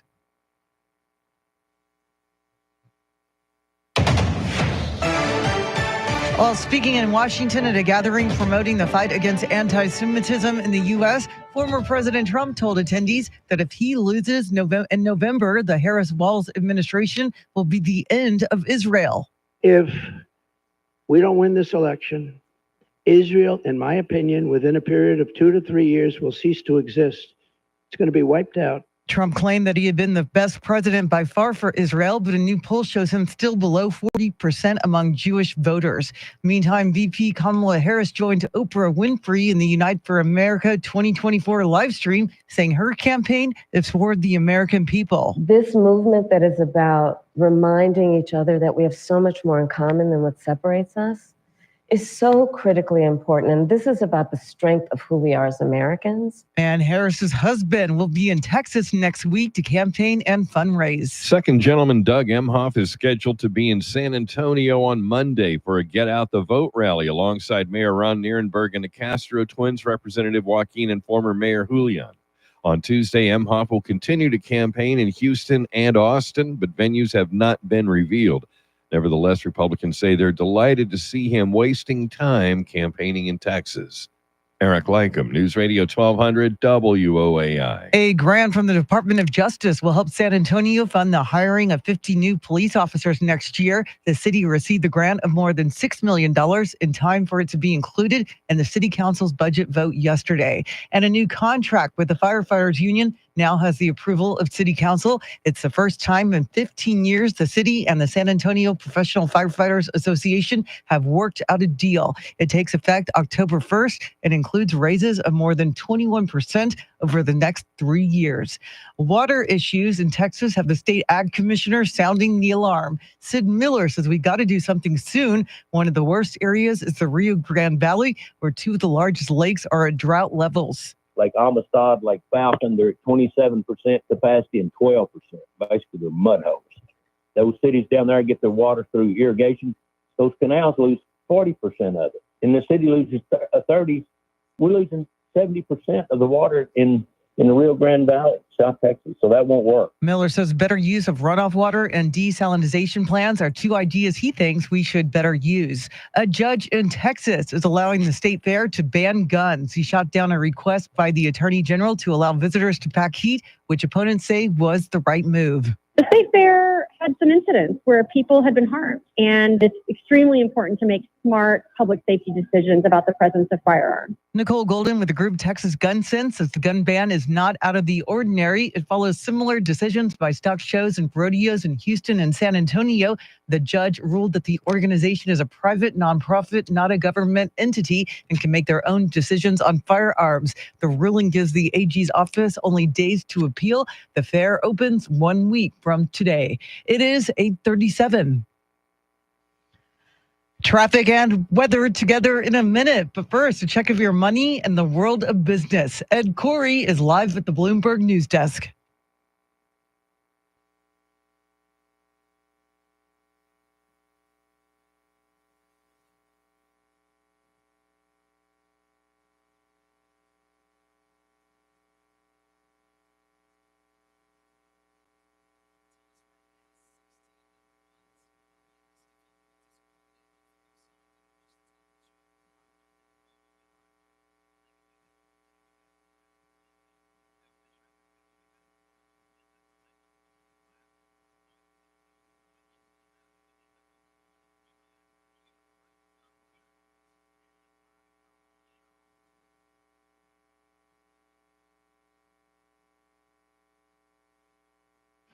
All right, thanks, Ed. Enjoy your weekend. News at the top and bottom of every hour, along with breaking news as it happens. I'm Charity McCurdy. Here's traffic and weather.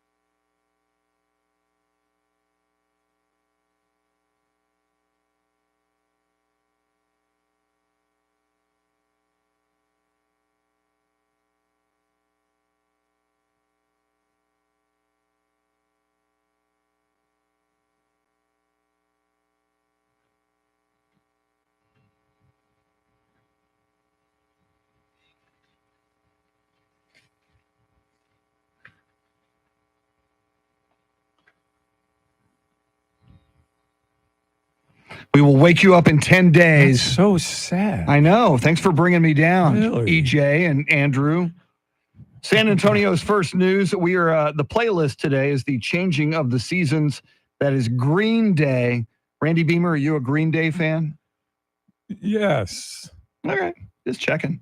Just checking. The song's about his dad dying, isn't it? Is it? And then there was one I saw yesterday when I was looking for autumn songs. You know, you find things in the title look like they're autumn, then you listen to it, you go, well, this ain't got nothing to do with autumn. No, A Girl Named Autumn. I don't know.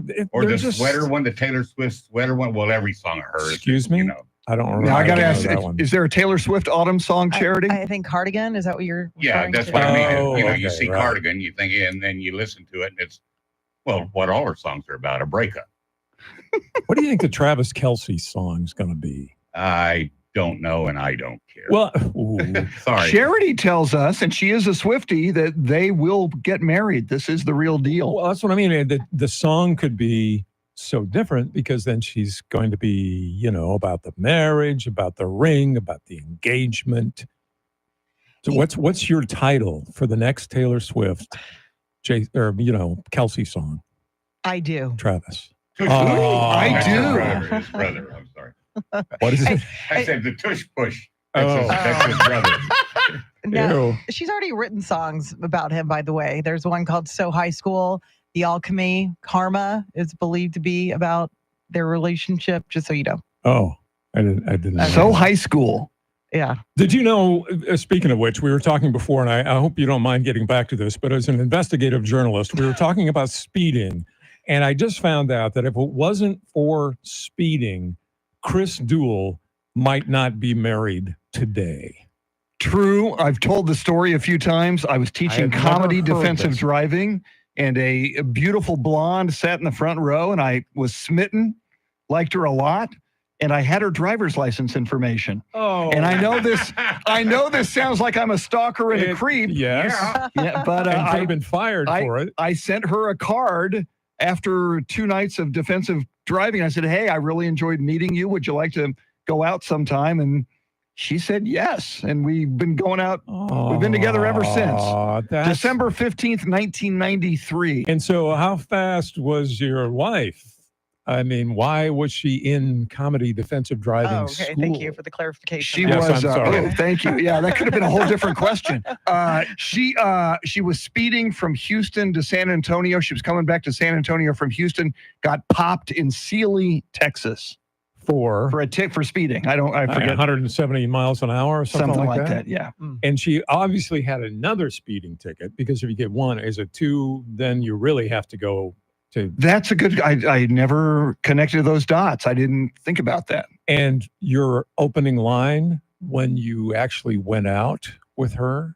She's an attorney, so she was seeing a client. She's an attorney. She's and an she attorney. Was okay with yeah. you. She was seeing on her. She was seeing a client at a country singer at the Bluebonnet Palace was a client of hers. So she said, "Yeah, let's go out.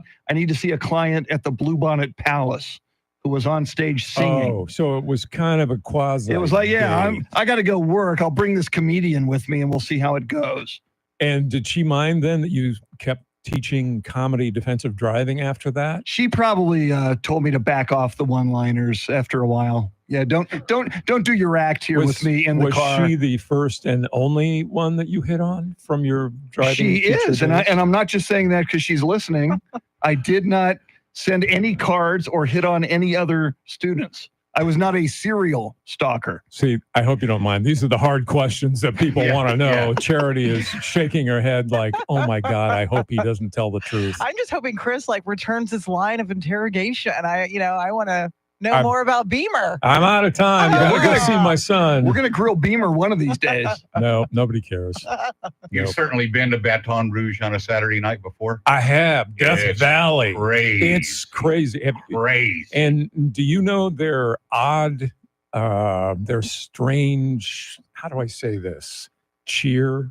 The specific cheer? No, I don't know them that good. Oh, okay. Because there's one very, I wouldn't say controversial, but they get fined for it big time. Like, I don't know if it's like 250,000 or whatever. Wow. From the NCAA because it is profane. And they're guaranteed to get fined every week. Guaranteed to get fined. And people like Shaq and others have paid for it. Like when they go on, maybe it's the big fine is when they go on the field at the end. And they don't mind that if they win. But there's another one, which as a father sitting behind my son in the student section, I was shocked. I tell you, I was shocked. But if you ever get the chance to go to Death Valley, go. Just warn your mom that there's like a 5-word chant and a song that the band plays. If the band plays it, that's when they get in trouble. At least 3 out of the 5 words are profane. My goodness. I kind of like that. Yeah, I can't wait till the commercial when he can tell us. Randy can tell us what that It'll chant be all is. over social media, but I'm sorry. I just tried to bring things down like your autumn songs with EJ and Andrew. We appreciate it. One more segment coming up. Stick around. We'll wrap this up with Randy Beamer and Charlie Parker in studio. Charity will catch us up on everything going on, your weather, your traffic. It's all coming at you. WOAI News Time, 8:46.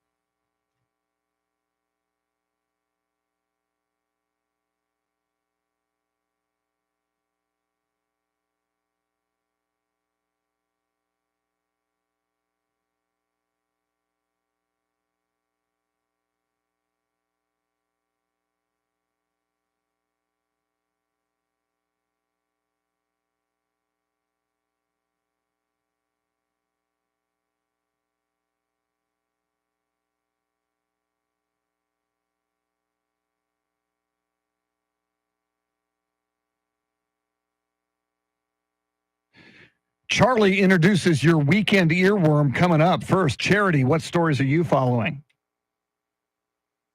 Former President Trump says the upcoming election is the most important one in the history of Israel. Second Gentleman Doug Imhoff will make a campaign stop in San Antonio Monday, and the state's ag commissioner sounding the alarm over water shortages. We'll have more right now, traffic and weather.